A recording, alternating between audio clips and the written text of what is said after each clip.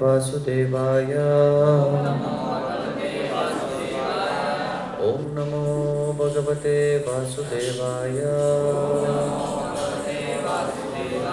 ॐ नमो भगवते वासुदेवाय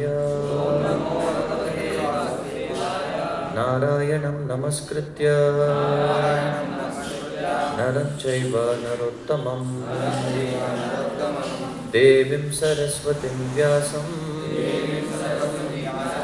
ततो जयमुदीरये नष्टप्रायेषु अभद्रेषु नित्यं भागवत सेवया भगवती उत्तमश्लोके भक्तिर्भवति नैष्टकी ॐ ज्ञानातिमिरन्धस्य ज्ञानाञ्जनशलाकया चक्षुरुन्मिलितं येन तस्मै श्री गुरवे नमः। नमः ओं विष्णुपादाय कृष्णपृष्ठाय भूतले श्रीमते भक्तिवेदान्त स्वामिनिति नामिने। नमस्ते सरस्वते देवे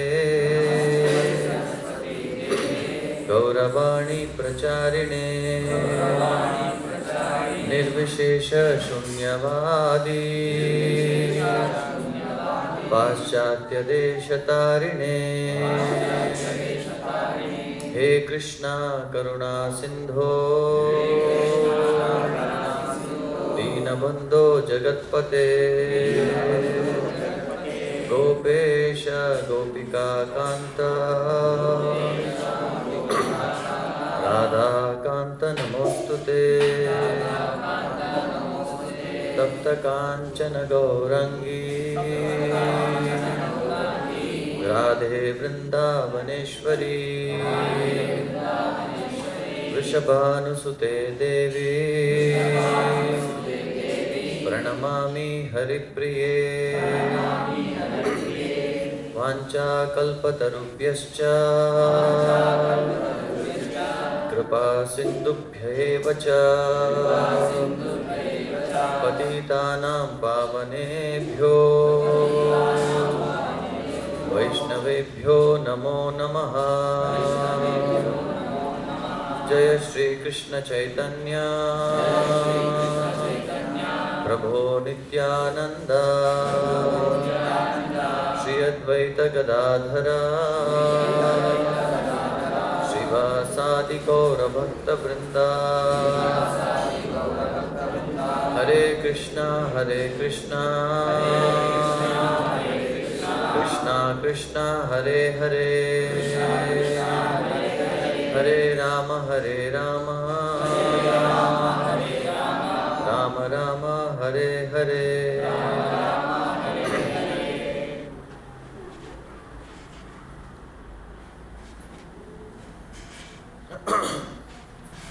हरे कृष्ण।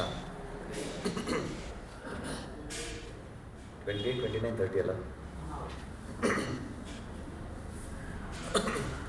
ಇವತ್ತಿನ ದಿನ ನಾವು ಶ್ರೀಮದ್ ಭಾಗವತಂ ಸ್ಕಂದ ಮೊದಲನೇ ಸ್ಕಂದ 17ನೇ ಅಧ್ಯಾಯ ಮತ್ತು ಶ್ಲೋಕ 28, 29, 30 ಬಗ್ಗೆ ಚರ್ಚೆ ಮಾಡ್ತಾ ಇದ್ದೀವಿ. ಶ್ಲೋಕ 28. ಇತಿ ಧರ್ಮಂ ಮಹಿಂ ಚೈವ ಸಾಂತ್ವಯಿತ್ವಾ ಮಹಾರಥಃ ನಿಶಾತಮಾದದೆ ಖಡ್ಗಂ ಕಲಯೇ ಧರ್ಮ ಹೇತವೇ. ಇತಿ ಧರ್ಮಂ ಮಹಿಂ ಚೈವ ಸಾಂತ್ವಯಿತ್ವಾ ಮಹಾರಥಃ ನಿಶಾತಮಾದದೆ ಖಡ್ಗಂ ಕಲಯೇ ಧರ್ಮ ಹೇತವೇ. ಇತಿ ಧರ್ಮಂ ಮಹಿಂ ಚೈವ ಸಾಂತ್ವಯಿತ್ವಾ ಮಹಾರಥಃ ನಿಶಾತಮಾದದೆ ಖಡ್ಗಂ ಕಲಯೇ ಧರ್ಮ ಹೇತವೇ.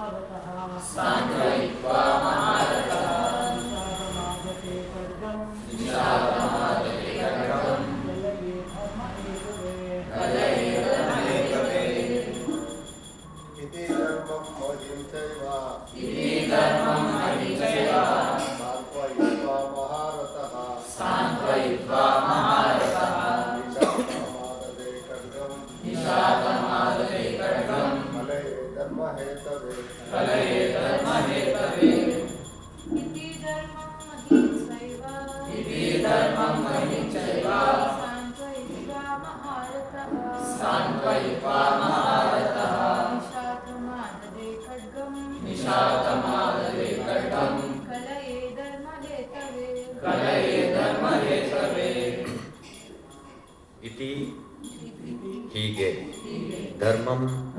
ಧರ್ಮಮೂರ್ತಿಯನ್ನು ಮಹೀಂ ಭೂಮಿಯನ್ನು ಚ ಕೂಡ ಏವ ಹಾಗೆ ಸಾಂತ್ವಯಿತ್ವ ಸಮಾಧಾನಪಡಿಸಿ ಮಹಾರಥಃ ಸಾವಿರಾರು ವೈರಿಗಳೊಡನೆ ಏಕಾಂಗಿಯಾಗಿ ಹೋರಾಡಬಲ್ಲ ಸೇನಾನಿಯು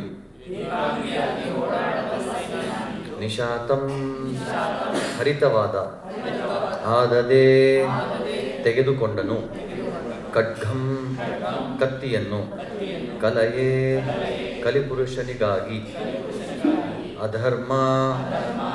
ಅಧರ್ಮಕ್ಕೆ ಹೇತವೇ ಮೂಲ ಕಾರಣನಾದ.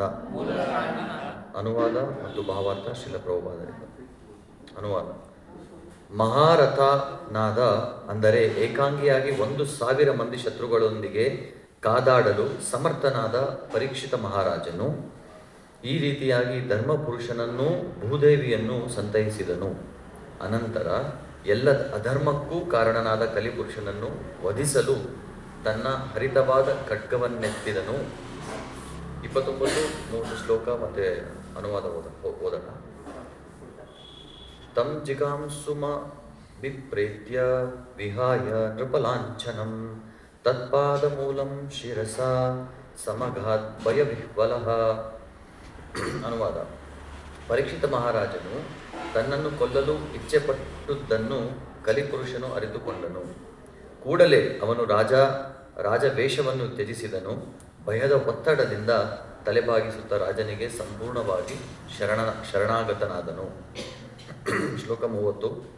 ಪತಿತಂ ಪಾದಯೋರ್ವೀರಃ ಕೃಪಯಾ ದೀನವತ್ಸಲಃ ಶರಣ್ಯೋ ನಾವಾದಿ ಶ್ಲೋಕ್ಯ ಆಹ ಛೇದಂ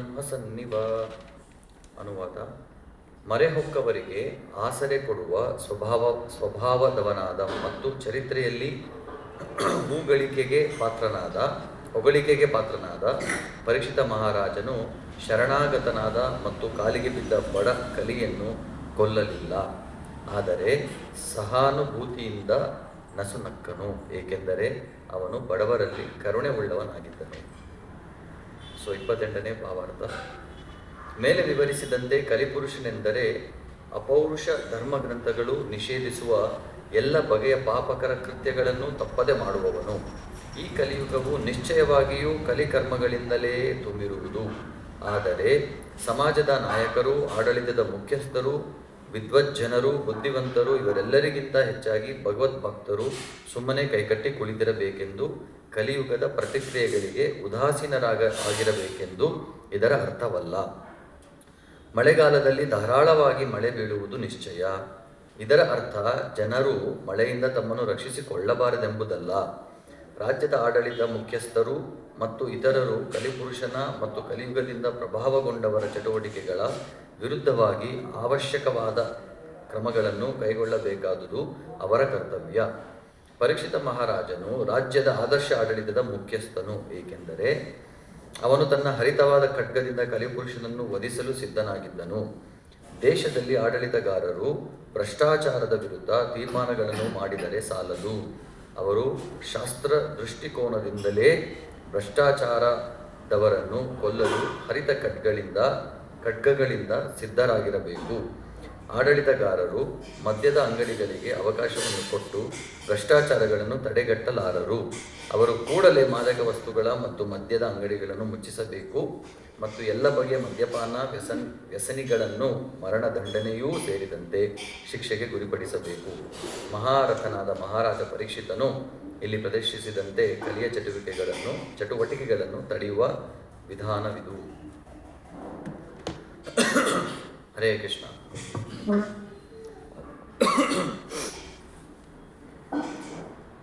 ಸೊ ಇಲ್ಲಿ ಭಾಗವತದಲ್ಲಿ ಎಸ್ಪೆಷಲಿ ಈ ಒಂದು ಅಧ್ಯಾಯದಲ್ಲಿ ಪರೀಕ್ಷಿತ ಮತ್ತು ಇವರ ಬಗ್ಗೆ ಒಡನಾಟ ಮಾತುಕತೆ ಆಗೋದನ್ನು ನಾವಿಲ್ಲಿ ನೋಡ್ತೀವಿ. ಮುಖ್ಯವಾಗಿ ಈ ಒಂದು 3 ಶ್ಲೋಕ ಮತ್ತು ಭಾವಾರ್ಥವನ್ನು ಓದಿದಾಗ ನನಗೆ ಅನಿಸಿದ್ದು 2 ಇಂಪಾರ್ಟೆಂಟ್ ಮುಖ್ಯವಾದ ವಿಚಾರಗಳನ್ನ ನಾವು ಚರ್ಚೆ ಮಾಡ್ಬೋದು ಅಂತ. ಒಂದು, ಪ್ರಭುಪಾದರು ಕೂಡ ಇಲ್ಲಿ ಭಾವಾರ್ಥದಲ್ಲಿ ಏನು ಬರೀತಾರೆ ಅಂದರೆ, ಪರೀಕ್ಷಿತ ಹೇಗೆ ಒಂದು ಅದ್ಭುತವಾದಂತಹ ನಾಯಕ, as a very good leader, amazing wonderful leadership qualities ಹೇಗೆ ಪರೀಕ್ಷಿತನಲ್ಲಿತ್ತು, ಮತ್ತು ಇನ್ನೊಂದು ಪರೀಕ್ಷಿತ್ ಮಹಾರಾಜ ಹೇಗೆ ಒಂದು ಉದಾಹರಣೆ ಸೆಟ್ ಮಾಡಿದ್ದ, ಯಾವ ರೀತಿ ಅವನ ಭಕ್ತಿ ಮತ್ತು ಶರಣಗತಿ ಮೂಲಕ. ಸೊ ಇವತ್ತಿನ ಚರ್ಚೆಯಲ್ಲಿ ನಾವು ಪರೀಕ್ಷಿತನ ಲೀಡರ್ಶಿಪ್, ನಾಯಕತ್ವ, ಅವನ ಭಕ್ತಿ ಮತ್ತು ಅವನ ಶರಣಾಗತಿ ಬಗ್ಗೆ ಚರ್ಚೆ ಮಾಡಲಿಕ್ಕೆ ಪ್ರಯತ್ನ ಪಡೋಣ. ಸೊ ಮೊದಲಿಗೆ ನಾವು ಲೀಡರ್, ಇಂಗ್ಲೀಷಲ್ಲಿ ತುಂಬ ಚೆನ್ನಾಗಿದೆ, ಕನ್ನಡದಲ್ಲೂ ಈ ಪದ ತುಂಬ ಚೆನ್ನಾಗಿದೆ. ಲೀಡರ್ ಅಂದರೆ ಏನು? ನಾಯಕ. ಲೀಡರ್ ಅಂದರೆ ಆ ಪದದ ಬಳಕೆ ಹೇಗಿದೆ ಅಂತ ಯೋಚನೆ ಮಾಡಿದಾಗ ನಾನು ಕನ್ನಡದ ಪದದ ಬಗ್ಗೆನೂ ಮಾತಾಡ್ತೀನಿ. ಇಲ್ಲಿ ಲೀಡರ್ ಅಂದರೆ ಒನ್ ಹೂ ಲೀಡ್ಸ್, ಅಂದರೆ ಒಬ್ಬ ಲೀಡ್ ಮಾಡೋನು ಅಂತ. ಸೊ ಲೀಡ್ ಮಾಡೋನು ಅಂದರೆ ಲೀಡರ್ ಯಾವಾಗ ಎಲ್ಲಿರಬೇಕು? ಹಿಂದೆ ಮನೇಲಿ ಮಲಗಿರ್ಬೇಕಾ? ಎಲ್ಲರಿಗಿಂತ ಮುಂದೆ ಇರಬೇಕು ಅಲ್ವಾ? ಯಾವುದೇ ಒಂದು ಪ್ರೋಗ್ರಾಮ್ ಆಗಲಿ, ಯಾವುದೇ ಒಂದು ವಿಷಯ ಆಗಲಿ, ಯಾವುದೇ ಒಂದು ಫೈಟ್ ಆಗಲಿ, ಯಾವುದೇ ಏನೇ ಒಂದು ಪ್ರಾಬ್ಲಮ್, ಏನೇ ಒಂದು ಬಂದಾಗ್ಲೂ ಲೀಡರ್ ಯಾವಾಗಲೂ ಮುಂದೆ ನಿಂತು ಲೀಡ್ ಮಾಡಬೇಕು. ಸೊ ಅವನೇ ಲಾಸ್ಟಲ್ಲಿದ್ದರೆ ಅದು ಬೇರೆಯವ್ರಿಗೆ ಯಾವುದೇ ರೀತಿ ಆ ಲೀಡರ್, ಆ ನಾಯಕನಿಂದ ಉತ್ಸಾಹ ಸಿಗಲ್ಲ. ಸೊ ಲೀಡರೇ ಮಲ್ಕೊಂಡಿದ್ರೆ ಏಷ್ಯನಕ್ಕೆ ಇಲ್ಲಿ ಪ್ರೋಗ್ರಾಮ್ ಬರಬೇಕಂತ ಅನ್ಸುತ್ತೆ. ಯಾವುದೇ ಒಂದು ಪ್ರೋಗ್ರಾಮ್, ಯಾವುದೇ ಒಂದು ಕಾರ್ಯಕ್ರಮ ನಡಿಬೇಕಂದ್ರೂ ಲೀಡರ್ ಯಾವಾಗಲೂ ಮುಂದೆ ಇರಬೇಕು. ಒಪ್ಕೊಂತೀರಾ? ಸೊ ಅದೇ ರೀತಿಲಿ ನಾವು ಕನ್ನಡದಲ್ಲಿ ಅಂತೀವಿ ನೇತಾಜಿ. ಸೊ ನೇತಾ ಅಂದ್ರೇನು? ಲೀಡರ್. ಏನಕ್ಕೆ ನೇತಾ ಅನ್ನೋ ಪದ ಬಳಕೆ ಆಗಿದೆ ಇಲ್ಲಿ ಅಂದರೆ, ನೇತಾ ಅನ್ನೋ ಪದ ನೇತ್ರ ಇಂದ ಬಂದಿದೆ. ನೇತ್ರ ಅಂದರೆ ಕಣ್ಣುಗಳು. ಯಾರಿಗೆ ನೋಡೋಕ್ಕೆ ವಿಷನ್ ಇದೆ, ದೂರದಲ್ಲಿ ಮುಂದೆ ಏನಾಗುತ್ತೆ ಅನ್ನೋ ವಿಚಾರಗಳನ್ನ ನೋಡೋ ಕೆಪಾಸಿಟಿ ಇರಬೇಕು. ಸೊ ಅದಕ್ಕೆ ನೇತಾ ಅಂತ ಹೇಳ್ತಾರೆ. ಸೊ ನಿಜವಾದ ಲೀಡರ್, ಪೆನ್ ಇದೆಯಾ? ಯಾರೊಬ್ರು ಬರೀತಾರೆ ಇಲ್ಲಿ ಈ ಬೋರ್ಡ್ ಮೇಲೆ ಬರೆಯೋಕ್ಕೆ? Board pen.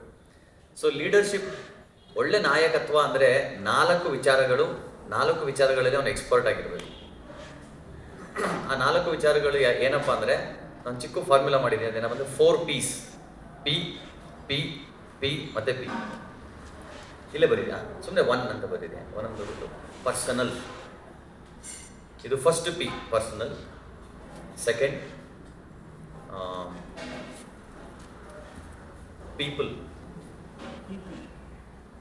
ಪೀಪಲ್. ಮೂರನೇದು ಪ್ರಾಜೆಕ್ಟ್. 4ನೇದು ಪರ್ಪಸ್.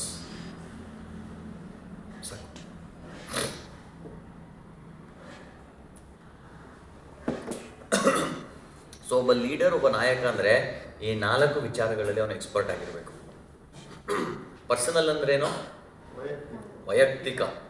ವೈಯಕ್ತಿಕವಾಗಿ ಅವನು ಎಕ್ಸೆಂಪ್ಲರಿ ಆಗಿರಬೇಕು.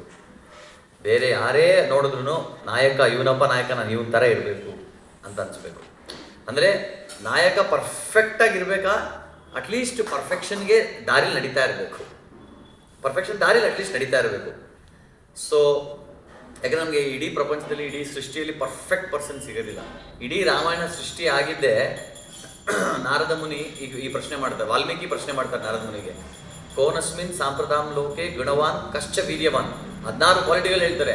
ಪರ್ಫೆಕ್ಟ್ ಪರ್ಸನ್ ಈ ಸೃಷ್ಟಿಯಲ್ಲಿ ಇದ್ದಾರಾ? ಅವಾಗ ನಾರದ ಮುನಿ ವಾಲ್ಮೀಕಿಗೆ ರಾಮನ ಬಗ್ಗೆ ಹೇಳಕ್ಕೆ ಸ್ಟಾರ್ಟ್ ಮಾಡ್ತಾರೆ. ಒಬ್ಬ ಇದ್ದಾನೆ, ಅವ್ರು ಯಾರು ಅಂದರೆ ಅವನು ಶ್ರೀರಾಮಚಂದ್ರ ಅಂತ. ಸೊ ಪರ್ಸ್ನಲ್ ಅಂದರೆ ನಾವು ಪರ್ಸ್ನಲ್ ಲೈಫಲ್ಲಿ ನಮ್ಮೆಲ್ಲರಿಗೂ ಪರ್ಸ್ನಲ್ ಲೈಫ್, ಪಬ್ಲಿಕ್ ಲೈಫ್ ಅಂತ ಇರುತ್ತೆ. ಸೊ ನಾವು ಪಬ್ಲಿಕ್ ಲೈಫಲ್ಲಿ ಎಲ್ಲರೂ ತುಂಬ ಚೆನ್ನಾಗಿ ನಡ್ಕೊತಾರೆ. ಎಲ್ಲರ ಮುಂದೆ ಬಂದು ಹರೇ ಕೃಷ್ಣ ಪ್ರಭುಜಿ, ಹರೇ ಕೃಷ್ಣ ಮಾತಾಜಿ, ಏನು ನಮ್ರತೆ, ಏನು ವಿನಯ. ಎಲ್ಲೋ ದೇವಲೋಕದಲ್ಲಿರೋರು ಬಂದು ನಾವು ಅನ್ನಪೂರ್ಣೇಶ್ವರಿ ನಗರ ಇಸ್ಕಾನ್ ಟೆಂಪಲ್ ಇದ್ದಾರಲ್ಲಪ್ಪ ಅಂತ ಅನ್ಸ್ಬೇಕು ಯಾರು ನೋಡಿದ್ರು ಅಲ್ವಾ? ನೀವೆಲ್ಲ ಹಾಗೆ ಇದ್ದೀರಾ ಆ್ಯಕ್ಚುಲಿ. ಸೊ ಹಾಗಿರ್ತೀವಿ ಹೊರಗೆ, ಬಟ್ ಒಳಗಡೆ ಪರ್ಸ್ನಲ್, ಇಂಟರ್ನಲ್, ವೈಯಕ್ತಿಕವಾಗಿ ನಾವು ಹೇಗಿರ್ತೀವಿ? ಮನೆಯಲ್ಲಿ ನಮ್ಮ ತಂದೆ ತಾಯಿ, ಹೆಂಡತಿ, ಗಂಡನ ಕೇಳಿದಾಗ ಗೊತ್ತಾಗುತ್ತೆ ನಾವು ಯಾವ ಲೆವೆಲಲ್ಲಿ ಎಷ್ಟು ಎಕ್ಸಾಂಪ್ಲರಿ ಆಗಿದ್ದೀವಿ ಅಂತ. ಅದಕ್ಕೆ ನಾನು ಹೇಳ್ತೀನಿ, ಎಷ್ಟು ನನಗೆ ಒಬ್ಬರು ಸ್ನೇಹಿತರು ಬಂದು ಕೇಳ್ತಾ ಇದ್ರು, ನನ್ನ ಇಡೀ ನನ್ನ ಆಫೀಸಲ್ಲಿ ನನ್ನ ಫ್ರೆಂಡ್ ಸರ್ಕಲ್ಲು ಎಲ್ಲ ಕಡೆ ನನ್ನನ್ನು ತುಂಬ ಹೊಗಳ್ತಾರೆ, ನೀನೊಂಥರ ಪರ್ಫೆಕ್ಟ್ ಜೆಂಟಲ್ಮನ್ ಅಂತ ಹೊಗಳ್ತಾರೆ, ನಾನು ಹೆಂಡತಿ ಮಾತ್ರ ಹೊಗಳಲ್ಲ ಅಂತ ಹೇಳ್ತಾಯಿದ್ರು. ಅದಕ್ಕೆ ನಾನು ಹೇಳಿದೆ, ನೀ ಇಡೀ ಪ್ರಪಂಚ ನಿನ್ನ ಬೆಸ್ಟ್ ಅನ್ಬೋದು, ನಿನ್ನ ಹೆಂಡತಿ ನೀನು ಯಾವಾಗ ಬೆಸ್ಟ್ ಅಂತಾರಲ್ಲ ಅವಾಗ ನೀನು ಆ್ಯಕ್ಚುಲಿ ಬೆಸ್ಟ್. ಯಾಕಂದ್ರೆ ನಿನ್ನ ಹೆಂಡತಿಗೆ ಒಬ್ಬಳಿಗೆ ಗೊತ್ತಿರೋದು ನಿನ್ನ ಒಳಗಡೆ ಏನಿದೆ ಹೊರಗಡೆ ಏನಿದೆ ಅಂತ ಅಲ್ವಾ. ಬೆಳಗ್ಗೆ ಎದ್ದ ತಕ್ಷಣ ನೋಡೋವಂಥ ಒಂದು ಆಪರ್ಚುನಿಟಿ, ಫೆಸಿಲಿಟಿ ಬರೀ ಹೆಂಡತಿ ಅಥವಾ ಗಂಡಗೆ ಮಾತ್ರ ಇರುತ್ತೆ. ಸೊ ನಾವು ರಾತ್ರಿ ಮಲಗಿದ್ದಾಗ ಬೆಳಗ್ಗೆ ಎದ್ದಾಗ ಇಡೀ ಮನೇಲಿ ಹೇಗೆ ಒಡನಾಟ, ಫ್ರೀ ಟೈಮಲ್ಲಿ ಏನು ಮಾಡ್ತೀವಿ ಅನ್ನೋದು ಬರೀ ನಮ್ಮ ಧರ್ಮಪತ್ನಿ ಅಥವಾ ಧರ್ಮಯುತವಾಗಿ ಮದುವೆ ಆಗಿರುವಂಥ ಪತಿ ಪತ್ನಿ ಗೊತ್ತಿರುತ್ತೆ. ಅದಕ್ಕೆ ಪರ್ಸನಲ್ ಬಿಹೇವಿಯರ್ ತುಂಬ ತುಂಬ ಇಂಪಾರ್ಟೆಂಟ್. ಸೊ ನೀವು ಯಾವಾಗಲೂ ಈ ಟೆಂಪಲಲ್ಲಿ ಎಲ್ಲ ಆದಮೇಲೆ ಒಂದು ವೈಷ್ಣವ ಎಟಿಕೆಟ್ ಬಗ್ಗೆ ಓದ್ತಿರಲ್ಲ, ತುಂಬ ಇಂಪಾರ್ಟೆಂಟ್ ಅದು. ಸೊ ಅದು ಓದೋದು ಇಂಪಾರ್ಟೆಂಟ್, ಅದಕ್ಕಿಂತ ಇಂಪಾರ್ಟೆಂಟ್ ಫಾಲೋ ಮಾಡೋದು. ನಾವು ಎಷ್ಟೋ ಜನ ಸುಮ್ಮನೆ ಓದ್ಕೊಂಡು ಓದಿ ಎಲ್ಲ ಮುಗಿದೇ ಹೋಯ್ತು. ಅದಕ್ಕೆ ಕೆಲವರು ಡಿವೋಟೀಸ್ ಹೇಳ್ತಾರೆ, ಪ್ರಭು ಐ ಫಿನಿಶ್ಡ್ ಭಾಗವತಮ್ ಅಂತ. ಒಬ್ರು ಬಂದು ಹೇಳಿದ್ರು, ನಾನು ಫಿನಿಶ್ಡಾ ಭಾಗವತಮ್ನೇ ಫಿನಿಶ್ ಮಾಡ್ಬಿಡು, ಅದೇನು ಮಾಡೋಕ್ಕೆ ಸಾಧ್ಯ, ಕಂಪ್ಲೀಟ್ ಮಾಡಿದೆ ಅಂತ ಹೇಳ್ಬೇಕು. ಐ ಫಿನಿಶ್ಡ್ ಜಪ ಪ್ರಭು, ಎಲ್ಲ ಫಿನಿಶ್ ಮಾಡಿ. ಇದೊಂಥರ ರಜೋಗುಣ. ನಮ್ಮ ಪದ ಬಳಕೆ ಹೇಗಿದೆ ಅದರಲ್ಲೂ ನಾವು ಯಾವ ಗುಣದಲ್ಲಿದ್ದೀವಿ ಅಂತ ಗೊತ್ತಾಗುತ್ತೆ ಅಲ್ವಾ. ಸತ್ವಗುಣದಲ್ಲಿ ವಿಚಾರ ಮಾಡ್ತೀವಾ, ಸತ್ವಗುಣದಲ್ಲಿ ಪದಗಳ ಪ್ರಯೋಗ ಮಾಡ್ತೀವಾ, ಅಥವಾ ರಜೋಗುಣದಲ್ಲಿ ತಮೋಗುಣದಲ್ಲಿ ಮಾತಾಡ್ತೀವ ಅನ್ನೋದು ನಮ್ಮ ಪದ ಬಳಕೆಯಲ್ಲೇ ಗೊತ್ತಾಗುತ್ತೆ. ಸೊ ಇಲ್ಲಿ ಮೊದಲನೇದು ಲೀಡರ್ಶಿಪ್. ಒಬ್ಬ ನಾಯಕ ಅಂದರೆ ಅವನ ಪರ್ಸನಲ್ ಬಿಹೇವಿಯರ್, ಪರ್ಸನಲ್ ಎಕ್ಸಾಂಪಲ್ ತುಂಬ ಚೆನ್ನಾಗಿರಬೇಕು. ಸೊ ಅವ್ನ ಪರ್ಸನಲ್ ಬಿಹೇವಿಯರ್ ಹೇಗಿರ್ಬೇಕಂದ್ರೆ 4 ಜನ ನೋಡಿದಾಗ ವಾವ್, ನಾನು ಈ ಥರ ಆಗಬೇಕು, ನಾನು ಈ ಥರ ಬೆಳಿಬೇಕು, ನಾನು ಇವನ ಹತ್ರ ಗೈಡೆನ್ಸ್ ತೊಗೋಬೇಕು ಅಂತ ಬರಬೇಕು. ಆದರೆ ಇವಾಗ ಸಿಚುವೇಶನ್ ಹೆಂಗಿರುತ್ತೆ ಅಂದರೆ, ಲೀಡರ್ ಇದ್ದರೆ ಆ ಲೀಡರ್ ಹೆಂಗಿದ್ರು ತಪ್ಪು ಮಾಡ್ತಾನೆ ಅಂತ ಗೊತ್ತು, ಅವ್ನು ಕರಪ್ಟ್ ಅಂತ ಗೊತ್ತು, ಕಲ್ಮಶ ಇದೆ ಅಂತ ಗೊತ್ತು. ಸೊ ಆ ಲೀಡರ್ಗೆ ಅವ್ನು ಸರಿಗಿಲ್ಲ ಅಂತ ಗೊತ್ತಿದ್ರು ನಾವು ಆ ಲೀಡರ್ಶಿಪ್ಪಲ್ಲೇ ಇರಬೇಕಾಗುವಂಥ ಪರಿಸ್ಥಿತಿ ಬಂದ್ಬಿಡುತ್ತೆ. ಸೊ ಅದಕ್ಕೆ ನಮಗೆ ಅದ್ಭುತವಾದಂತಹ ಲೀಡರ್ ಸಿಕ್ಕಿದ್ರು. ಶ್ರೀಲ ಪ್ರಭುಪಾದರು ಶಿಷ್ಯಂದಿರು, ಇವಾಗ ನೆಕ್ಸ್ಟ್ ಫಾಲೋ ಮಾಡ್ತಿರೋದೆಲ್ಲ ಎಷ್ಟೋ ಜನ ಒಳ್ಳೆ ಲೀಡರ್ಸ್ಗಳು ಸಿಗ್ತಾರೆ. ಅದಕ್ಕೆ ಪರ್ಸನಲ್ ವ್ಯಕ್ತಿತ್ವ ಹೇಗಿರ್ಬೇಕಂದ್ರೆ ನಿಸ್ವಾರ್ಥತೆಯಿಂದ ಇರಬೇಕು. ಎಲ್ಲಿ ಲೀಡರ್ಶಿಪ್ಗೆ ಸ್ವಾರ್ಥ ಬಂದ್ಬಿಡುತ್ತೆ ಅಲ್ಲಿ ಆ ಲೀಡರ್ಶಿಪ್ ಕತೆ ಖತಮ್. ಅದಕ್ಕೆ ಎಷ್ಟೋ ಜನ ಕೇಳ್ತಾರೆ, ರಾಮಾಯಣದಲ್ಲಿ ರಾಮ ಕೊನೆಗೆ ತನ್ನ ಪತ್ನಿ ಸೀತೆಯನ್ನು ತ್ಯಜಿಸ್ಬಿಡ್ತಾನೆ, ಏನಿದು ಅಂತ ರಾಮನ ಬಗ್ಗೆನೇ ನೆಗೆಟಿವ್ ಆಗಿ ಮಾತಾಡ್ತಾರೆ. ಯಾಕೆ ತನ್ನ ಧರ್ಮಪತ್ನಿ ಅದು ಸೀತೆ ಎಂಥ ಶುದ್ಧಳು ಅಂದವಳು ಯಾಕೆ ತ್ಯಜಿಸ್ಬೇಕು ಅಂತೆಲ್ಲ ಪ್ರಶ್ನೆ ಮಾಡ್ತಾರೆ. ಆದರೆ ನಾವು ಇಲ್ಲಿ ಲೀಡರ್ಶಿಪ್ ಬಗ್ಗೆ, ಆ ಲೀಡರ್ಶಿಪ್ ಪರ್ಸ್ಪೆಕ್ಟಿವಲ್ಲಿ ನೋಡಿದಾಗ, ಸೊ ರಾಮ ಏನು ಮಾಡಿದ್ದಂದರೆ, ಒಂದು ಅವನ ವೈಯಕ್ತಿಕ ಜೀವನ, ಇನ್ನೊಂದು ಕರ್ತವ್ಯ. ಸೊ ಇಲ್ಲಿ ರಾಮ ಏನು ಮಾಡ್ದ, ತನ್ನ ಕರ್ತವ್ಯವನ್ನು ಮೇಲಿಟ್ಟ, ವೈಯಕ್ತಿಕ ಜೀವನವನ್ನು ಸೈಡಲ್ಲಿಟ್ಟ. ಸೊ ನಿಮಗೆ 2 ಥರ ಲೀಡರ್ ಸಿಗ್ತಾರೆ ನಿಮ್ಮ ಲೈಫಲ್ಲಿ. ನೀವು ಯಾರನ್ನ ಫಾಲೋ ಮಾಡ್ತೀರಾ? ಒಬ್ಬ ಲೀಡರು ತನ್ನ ಕರ್ತವ್ಯವನ್ನು ಮೇಲಿಟ್ಟು ಇಡೀ ಅವನ ವೈಯಕ್ತಿಕ ಜೀವನವನ್ನು ಸೈಡ್ಗೆ ಇಟ್ಟಿರ್ತಾನೆ, ಆ ಲೀಡರ್ ಬೇಕಾ? ಅಥವಾ ಇನ್ನೊಬ್ಬ ಲೀಡರು ತನ್ನ ವೈಯಕ್ತಿಕ ಜೀವನವನ್ನು ಮೇಲಿಟ್ಟು ಕರ್ತವ್ಯನ ಕೆಳಗಡೆ ಇಡ್ತಾನೆ, ಆ ಲೀಡರ್ ಬೇಕಾ? ಯಾರು ತನ್ನ ಸ್ವಾರ್ಥತೆಯನ್ನು ಸೈಡಲ್ಲಿಟ್ಟು ಕರ್ತವ್ಯವನ್ನು ಮೇಲಿಡ್ತಾನೆ ಅಂತಾನೆ ನಮ್ಗೆ ಬೇಕು. ಅದ್ರಲ್ಲಿ ನಾವು ನಮ್ಮ ಭಾರತೀಯರ ಅದೃಷ್ಟವಂತರು, ನರೇಂದ್ರ ಮೋದಿ ಅಂತ ಒಳ್ಳೆ ಲೀಡರ್ ನಮ್ಗೆ ಸಿಕ್ಕಿದ್ದಾರೆ. ನಾನಿಲ್ಲಿ ಯಾವುದೇ ಒಂದು ಇದನ್ನ ಪ್ರಮೋಟ್ ಮಾಡ್ತಿಲ್ಲ, ಬಟ್ ನೋಡಿದ್ರಲ್ಲಿ ಆ ಮೋದಿ ಅವರಿಗೆ ಅವ್ರ ಪರ್ಸನಲ್ ವೈಯಕ್ತಿಕ ಜೀವನ ಎಲ್ಲ ಸೈಡಲ್ಲಿಟ್ಟು ದೇಶಕ್ಕೋಸ್ಕರ ಏನೋ ಮಾಡೋಕ್ಕೆ ಹೊರಟಿದ್ದಾರೆ. ಅದಕ್ಕೆ ಅಂತ ಒಬ್ಬ ಲೀಡರ್ನ ನಾವು ಕಣ್ಣಾರೆ ನೋಡಿದ್ವಲ್ಲ, ನಮ್ಮ ಭಾಗ್ಯ ಅಂತ ಹೇಳ್ಬೋದು. ಸೊ ಇಲ್ಲಿ ರಾಮ ಏನು ಮಾಡ್ದ, ಕರ್ತವ್ಯವನ್ನು ಮುಂದೆ ಇಟ್ಟ, ಸ್ವಾರ್ಥತೆಯನ್ನು ಹಿಂದೆ ಇಟ್ಟ. ಸೊ ಯಾರು ಎಲ್ಲಿ ಯಾವುದೇ ಒಂದು ಪ್ರಾಜೆಕ್ಟಲ್ಲಿ ಆ ನಿಸ್ವಾರ್ಥತೆ ಎಲ್ಲಿ ಇರುತ್ತೆ ಅಲ್ಲಿವರೆಗೂ ಪ್ರಾಜೆಕ್ಟ್ ಚೆನ್ನಾಗಿ ನಡ್ಕೊಂಡು ಹೋಗುತ್ತೆ. ಯಾವಾಗ ಸ್ವಾರ್ಥತೆ ಒಳಗಡೆ ಬರುತ್ತೆ ಅಲ್ಲಿ ಪ್ರಾಬ್ಲಮ್ಸ್ ಜಾಸ್ತಿ ಶುರುವಾಗುತ್ತೆ. ಯಾಕಂದರೆ ಇಲ್ಲಿ ನಾನು ಲೀಡರ್ ಆದಮೇಲೆ ಇಲ್ಲಿ ನನಗೆ ಎಲ್ಲರೂ ರೆಸ್ಪೆಕ್ಟ್ ಕೊಡ್ತಾ ಇದ್ದಾರಾ, ನನಗೆ ಎಲ್ಲ ಫೆಸಿಲಿಟಿ ಕೊಡ್ತಿದ್ದಾರಾ? ಸೊ ಲೀಡರ್ ಎಷ್ಟೋ ಜನ ಲೀಡರ್ ಏನಕ್ಕೆ ಆಗಬೇಕು ಅಂತ ಇಷ್ಟಪಡ್ತಾರೆ ಅಂದರೆ, ಆ ಲೀಡರ್ಗೆ ಸಿಗೋವಂಥ ಫೆಸಿಲಿಟಿ ನೋಡಿ. ಸೊ ನಾನು ಲೀಡರ್ ಆದರೆ ನನಗೆ ರೆಸ್ಪೆಕ್ಟ್ ಕೊಡ್ತಾರೆ, ನನಗೆ ಯಾರು ಕರ್ಕೊಂಬರ್ತಾರೆ, ಅದು ಮಾಡ್ತಾರೆ, ಇದು ಮಾಡ್ತಾರೆ, ಎಲ್ಲ ಪ್ರಿವಿಲೇಜ್. ಸೊ ಅದರಿಂದ ಎಲ್ಲರೂ ಲೀಡರ್ ಆಗಬೇಕು ಅಂತ ಅನ್ಕೊತಾರೆ ಹೊರತು, ಆ ಲೀಡರ್ ಮಾಡೋ ಸೇವೆ ಏನಿದೆ ಆ ನಿಸ್ವಾರ್ಥತೆಯಿಂದ ನಾವು ಸೇವೆ ಮಾಡಬೇಕು ಅಂತ ಯಾರು ಯೋಚನೆ ಮಾಡಲ್ಲ. ಸೊ ಅದಕ್ಕೆ ಪರ್ಸನಲ್ ಆಗಿ ನಾವು ವೈಯಕ್ತಿಕವಾಗಿ ಒಂದು ಒಳ್ಳೆ ಎಕ್ಸಾಂಪಲ್ ಆಗಿ ಸೆಟ್ ಮಾಡಬೇಕು. ಅದು ತುಂಬ ತುಂಬ ಇಂಪಾರ್ಟೆಂಟ್.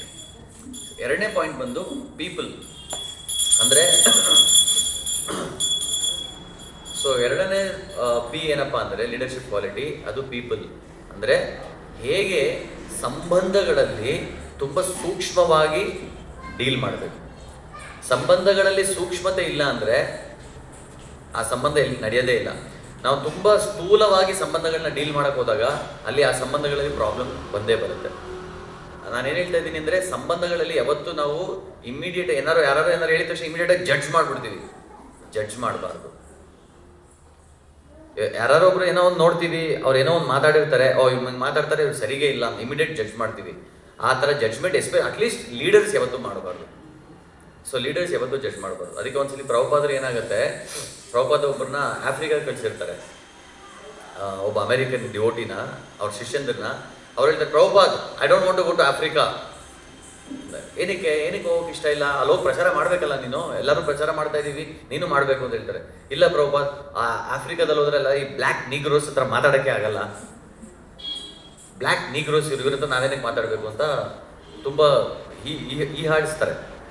ಅದಕ್ಕೆ ಪ್ರಭುಪಾದ್ ಹೇಳ್ತಾರೆ, ನೀನು ಆ ಥರ ಯೋಚನೆ ಮಾಡಿದ್ರೆ for me you are a white negro ಅಂತಾರೆ. ಸೊ ನೀನು ಅವ್ರು ಬ್ಲ್ಯಾಕ್ ನೀಗ್ರೋ, ನೀನು ವೈಟ್ ನೀಗ್ರೋ, ನಿನಗೂ ಅವ್ರಿಗೇನು ಸಂಬಂಧ, ಏನು ವ್ಯತ್ಯಾಸ ಅಂತ ಪ್ರಭುಪಾದ ಇಮಿಡಿಯೇಟಾಗಿ ಬೈತಾರೆ.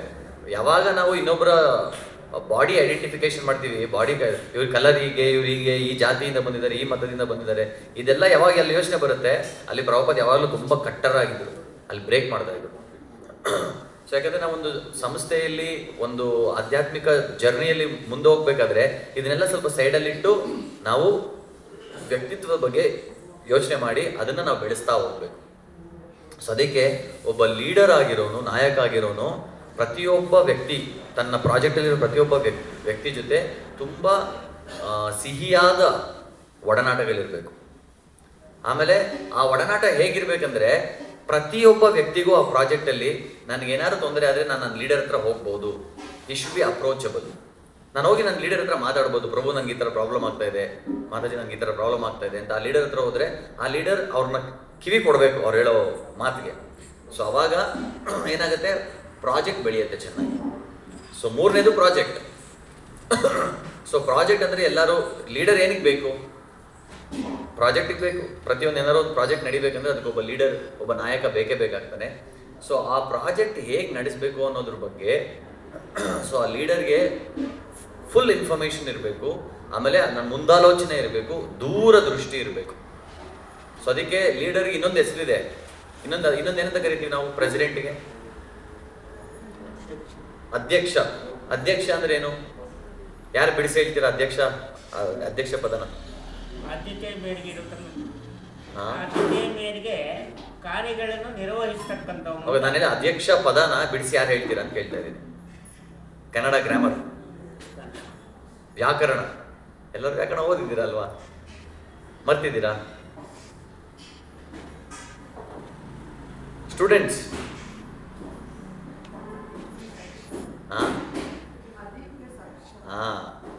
ಅದಿ ಪ್ಲಸ್ ಅಕ್ಷ ಅಧ್ಯಕ್ಷ ಆಗುತ್ತೆ. ಯಾವ ಸಂಧಿ? ಜಸ್ತ್ವ ಸಂಧಿ ಏನು ರೂಲ್ ಏನು? ಗುಣ ಸಂಧಿ ರೂಲ್ ಏನು? ಯಾವ ಸಂಧಿ ಅಂತ ಹೇಳಿ ಅದಕ್ಕೆ ರೂಲ್ ಹೇಳ್ಬೇಕು. ಜಸ್ತ್ವ ಸಂಧಿ ಅಂತ ಹೇಳಿದ್ರೆ ಅದಕ್ಕೆ ರೂಲ್ ಏನು, ಗುಣ ಸಂಧಿಗೆ ರೂಲ್ ಏನು ಹೇಳಿ. ಭಾಗವತದ ಕ್ಲಾಸ್ ಜೊತೆ ಕನ್ನಡ ಕ್ಲಾಸ್ ಕೂಡ ನಡೀತಾ ಇದೆ. ಯಕಾರಾಗಮ, ಯಾ ಇಲ್ಲಿ ಅದಿ ಪ್ಲಸ್ ಅಕ್ಷ, ಅಲ್ಲಿ ಆ ಹೋಗಿ ಯಾನು ಯಾವತ್ತು ಕೂಡ ಬರ್ತಾ ಇದೆಯಲ್ಲ, ಯಾ ಆಗಮ ಆಗ್ತಾ ಇದೆ. ಸೊ ಅದನ್ನ ಯಕಾರಾಗಮ ಸಂಧಿ ಅಂತ ಕರೀತಾರೆ. ಓಕೆ. ಸೊ ಅಧ್ಯಕ್ಷ, ಅಕ್ಷ ಅಂದ್ರೆ ಏನು? ಕಣ್ಣುಗಳು, ನೋಡೋದು. ಅದಿ ಅಕ್ಷ ಅಂದ್ರೆ ಫಸ್ಟ್ ನೋಡಬೇಕು ಲೀಡರ್ ಆದವನು, ಅವನು ಮುಂದೆ ನೋಡಬೇಕು, ದೂರ ನೋಡಬೇಕು, ಅವಾಗ ಮಾತ್ರ ಅವನಿಗೆ ಲೀಡರ್ ಆಗೋಕ್ಕೆ ಸಾಮರ್ಥ್ಯ ಇದೆ ಅಂತ. ಸೊ ಆಮೇಲೆ ನಾವು ನಡೆಸ್ತಿರೋಂಥ ಪ್ರಾಜೆಕ್ಟು, ಸಂಸ್ಥೆ ಏನಿದೆ ಅದ್ರ ಬಗ್ಗೆ ಫುಲ್ ಇನ್ಫಾರ್ಮೇಷನ್, ಫುಲ್ ಸ್ಟಡಿ ಮಾಡ್ತಾ ಇರಬೇಕು. ಅವನು ಇವಾಗ ಆ ಪ್ರಾಜೆಕ್ಟಲ್ಲಿ ಇಲ್ಲ ಅಂದ್ರೂ ಮನೇಲಿದ್ರೂ ತಲೆಯಲ್ಲಿ ಮನಸ್ಸಲ್ಲಿ ಆ ಪ್ರಾಜೆಕ್ಟ್ ಬಗ್ಗೆ ಚಿಂತನೆ ನಡೀತಾ ಇರಬೇಕು. ಸೊ ಇಲ್ಲಾಂದರೆ ಪ್ರಾಜೆಕ್ಟ್ ಬೆಳೆಯಲ್ಲ. ಈ ಒಂದು ಟಾಟಾಯ್ಸ್ ಅಂತೀವಿ ನಾವು, ಆಮೆ. ಸೊ ಆಮೆ, ಈ ಮೀನುಗಳೆಲ್ಲ ನೀರಲ್ಲಿ ಸಮುದ್ರದಲ್ಲಿ ಇರ್ತಾವಲ್ಲ, ಅವೆಲ್ಲ ಏನು ಮಾಡುತ್ತೆ, ತನ್ನ ಮರಿ ಹಾಕ್ಬಿಟ್ಟು ಮನಸ್ಸಲ್ಲಿ ತುಂಬ ಅದ್ರ ಬಗ್ಗೆ ಮೆಡಿಟೇಟ್ ಮಾಡ್ತಾ ಇರುತ್ತೆ. ಆ ಮೆಡಿಟೇಷನಿಂದ ಆ ಮಕ್ಕಳು ಬೆಳೀತಾರೆ. ಸೊ ಅದೇ ರೀತಿಲಿ ನಾವು ಯಾವ್ದಾದ್ರು ಒಂದು ಪ್ರಾಜೆಕ್ಟ್ ಸ್ಟಾರ್ಟ್ ಮಾಡಿದ್ರೆ, ಈ project Annapoorneshwari Nagar ISKCON temple ಅನ್ನೋದು ಇದೊಂದು ಪ್ರಾಜೆಕ್ಟ್ ಅಂತ ಇಟ್ಕೊಂಡ್ರೆ, ಈ ಪ್ರಾಜೆಕ್ಟ್ ನಾನು ನಡೆಸ್ತಾ ಇದ್ದೀನಿ ಅಂದರೆ ನಾನು ನಿದ್ದೆನಲ್ಲೂ ಈ ಪ್ರಾಜೆಕ್ಟ್ ಬಗ್ಗೆ ನನ್ನ ಚಿಂತನೆ ಇರಬೇಕು. ಏನೇ ಮಾಡ್ತಿದ್ರು ಬ್ಯಾಕ್ ಆಫ್ ದ ಮೈಂಡ್, ಒಳಗಡೆ ಈ ಪ್ರಾಜೆಕ್ಟ್ ಬಗ್ಗೆ ನಮಗೆ ಮೈಂಡಲ್ಲಿ ಓಡ್ತಾನೇ ಇರಬೇಕು. ಎಲ್ಲಿವರೆಗೂ ಓಡ್ತಾ ಇರುತ್ತೆ ಈ ಪ್ರಾಜೆಕ್ಟ್ ಬಗ್ಗೆ, ಅಲ್ಲಿವರೆಗೂ ಆ ಪ್ರಾಜೆಕ್ಟ್ ಬೆಳೀತಾ ಇರುತ್ತೆ. ಇದು ಹೇಗೆ ಅಂದರೆ ಇದೊಂದು ನನ್ನ ಮಗು ಇದ್ದಂಗೆ.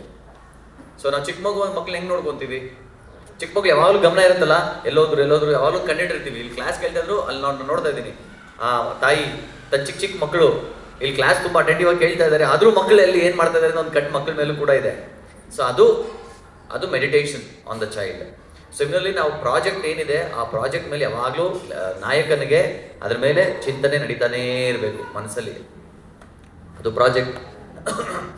ಮತ್ತು ಇನ್ನೊಂದು ಪರ್ಪಸ್, ಇದನ್ನು ಯಾರು ಮರಿಬಾರ್ದು. ಸೊ ನಮ್ಮ ಲೈಫಲ್ಲಿ ಪರ್ಪಸ್ ಅಂದರೆ ಏನಂತಾರೆ ಕನ್ನಡದಲ್ಲಿ? ಉದ್ದೇಶ. ಸೊ ನಮ್ಮ ಜೀವನದಲ್ಲಿ ಉದ್ದೇಶ ಅನ್ನೋದು ತುಂಬ ತುಂಬ ತುಂಬ ಇಂಪಾರ್ಟೆಂಟ್. ಸೊ ಅದಕ್ಕೆ ನಾನು ಯಾವಾಗಲೂ ಈ ಉದಾಹರಣೆ ಕೊಡ್ತೀನಿ. ನೀವೆಲ್ಲರೂ ಸ್ಕೂಲ್ ಓದಿದ್ದೀರಾ, ಎಷ್ಟೋ ಜನ ಸ್ಕೂಲ್ಗೆ ಹೋಗ್ತಾ ಇದ್ದೀರಾ. ಸೊ ಸ್ಕೂಲೆಲ್ಲ ನಡೀತಾ ಇರುತ್ತೆ. ನಮಗೆ ತುಂಬ ಇಷ್ಟ ಆಗೋ ವಿಷಯ ಏನು ಸ್ಕೂಲ್ ವಿಚಾರದಲ್ಲಿ? ರಜಾ ಅಲ್ವಾ? ಇವಾಗ ನೆಕ್ಸ್ಟ್ ಎಕ್ಸಾಮ್ ಮುಗಿದ ತಕ್ಷಣ ಏಪ್ರಿಲ್ ಮೇಲೆ ರಜಾ ಬರುತ್ತಲ್ಲ. ಸೊ ನಮಗೆ ಸ್ಕೂಲ್ಗೆ ಹೋಗೋಕ್ಕೆ ಎಷ್ಟೋ ಸಲ ಕಷ್ಟ ಆಗುತ್ತೆ, ಕಾಲೇಜಲ್ಲಿ ಆಫೀಸ್ಗೆ ಹೋಗೋಕ್ಕೆ. ಇದೆಲ್ಲ ಏನಕ್ಕೆ ಎಲ್ಲೋ ಒಂಥರ ಒಂದು ಕಡೆ ನೋವು ಇರುತ್ತಲ್ಲ, ಅದೇನಕ್ಕೆ? ತುಂಬ ರೂಲ್ಸ್ ಅಲ್ವಾ ಸ್ಕೂಲಲ್ಲಿ? ಏನೇನು ರೂಲ್ಸು? ಹೋಮ್ವರ್ಕ್ ಮಾಡಬೇಕು, ಯೂನಿಫಾರ್ಮ್ ಹಾಕೋಬೇಕು. ಯಾರು ಹಾಕ್ತಾರೆ ಯೂನಿಫಾರ್ಮ್? ದಿನ uniform, belt, tie. Correct time ಕರೆಕ್ಟಾಗಿ ಹೋಗ್ಬೇಕು. ಬೆಳಗ್ಗೆ 10 ಗಂಟೆಗೆಲ್ಲ ಸ್ಕೂಲ್ ಸ್ಟಾರ್ಟ್ ಮಾಡ್ತಾರೆ, ಬೆಳಗ್ಗೆ 8 ಗಂಟೆಗೆಲ್ಲ ಸ್ಟಾರ್ಟ್ ಮಾಡ್ತಾರೆ. ನಿಧಾನಕ್ಕೆ 12 ಗಂಟೆ ಮೇಲೆ ಸ್ಕೂಲ್ ಸ್ಟಾರ್ಟ್ ಮಾಡಿದ್ರೆ ಎಷ್ಟು ಚೆನ್ನಾಗಿರ್ತಾ ಇತ್ತು. ಸರಿಗಿಲ್ಲ ಸ್ಕೂಲು ರೂಲ್ಸ್, ಅದು ರೂಲ್ಸ್ ಟೈಮ್ ಸರಿ ಫಾಲೋ ಮಾಡಬೇಕು. ಇನ್ನೇನಾರು ಇದೆಯಾ ಪ್ರಾಬ್ಲಮ್ ಸ್ಕೂಲಲ್ಲಿ? ಪಿ ಟಿ ಸರ್ ಹತ್ರ ಏಟ್ ಬೀಳುತ್ತಾ? ಓಕೆ. ಸೊ ಸರಿ ಬಿಹೇವ್ ಮಾಡಲಿಲ್ಲ ಅಂದರೆ ಪಿ ಟಿ ಸರ್ ಹೊಡಿತಾರೆ. ಕರೆಕ್ಟ್. ಆಮೇಲೆ ಬೋರಿಂಗ್ ಕ್ಲಾಸಸ್ ಕೇಳಬೇಕು. ಮ್ಯಾಥ್ಸು, ಕನ್ನಡ, ವ್ಯಾಕರಣ, ಯಾರಿಗೆ ಬೇಕಲ್ವಾ? ಸೊ ಎಷ್ಟು ಬೋರಿಂಗ್ ಕ್ಲಾಸಸ್ ಕೇಳಬೇಕಾಗತ್ತೆ, ಅದು ಪ್ರಾಬ್ಲಮ್ಮು. ಆಯಿತು. ಆಫೀಸಲ್ಲಿ ಪ್ರಾಬ್ಲಮ್ಸ್ ಇದೆಯಾ? ಆಫೀಸ್ಗೆ ಹೋಗೋರು ಏನೇನು ಪ್ರಾಬ್ಲಮ್ಸ್ ಇದೆ? ಟೈಮ್ ಕರೆಕ್ಟಾಗಿ ಹೋಗ್ಬೇಕು. ಪಂಚ್ ಮಾಡಬೇಕಾ?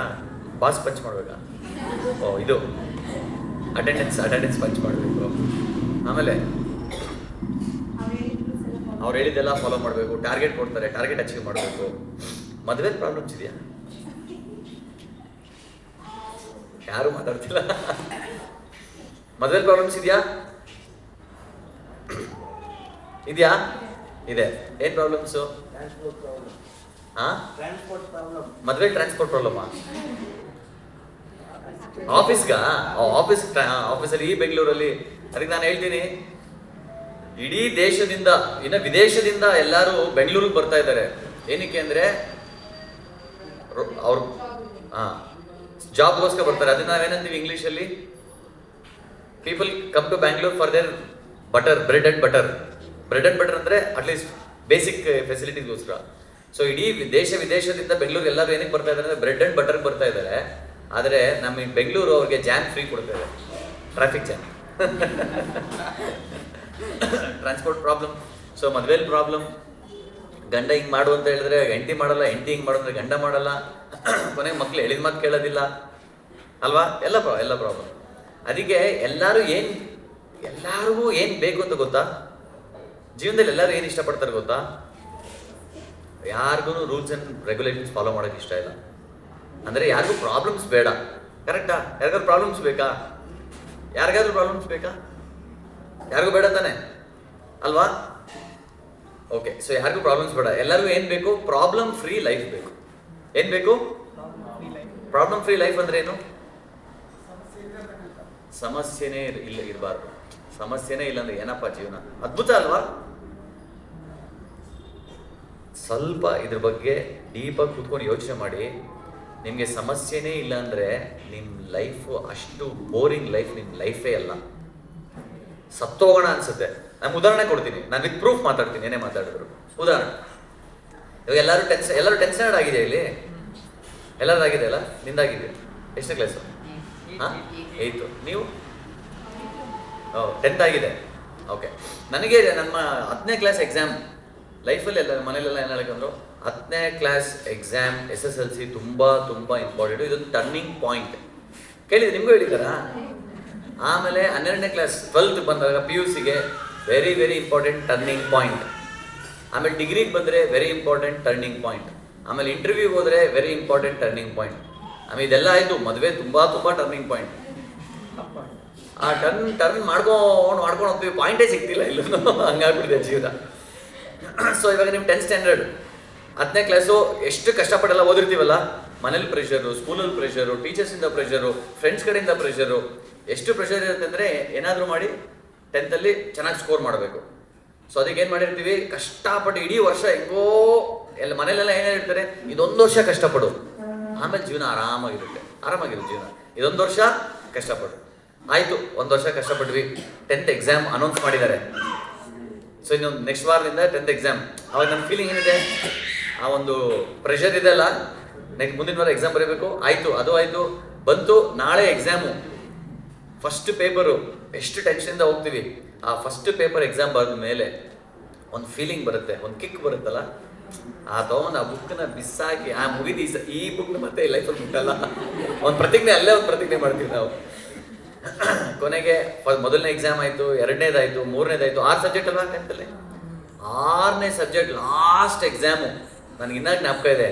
ಲಾಸ್ಟ್ ಎಕ್ಸಾಮ್ ಹೋಗ್ತಾ ಇದ್ದೀನಿ, ಇವತ್ತಾದರೆ ನನ್ನ ಲೈಫೇ ಫ್ರೀ ಆಯ್ತಲ್ಲಪ್ಪ, ಅದೆಷ್ಟು ಖುಷಿ.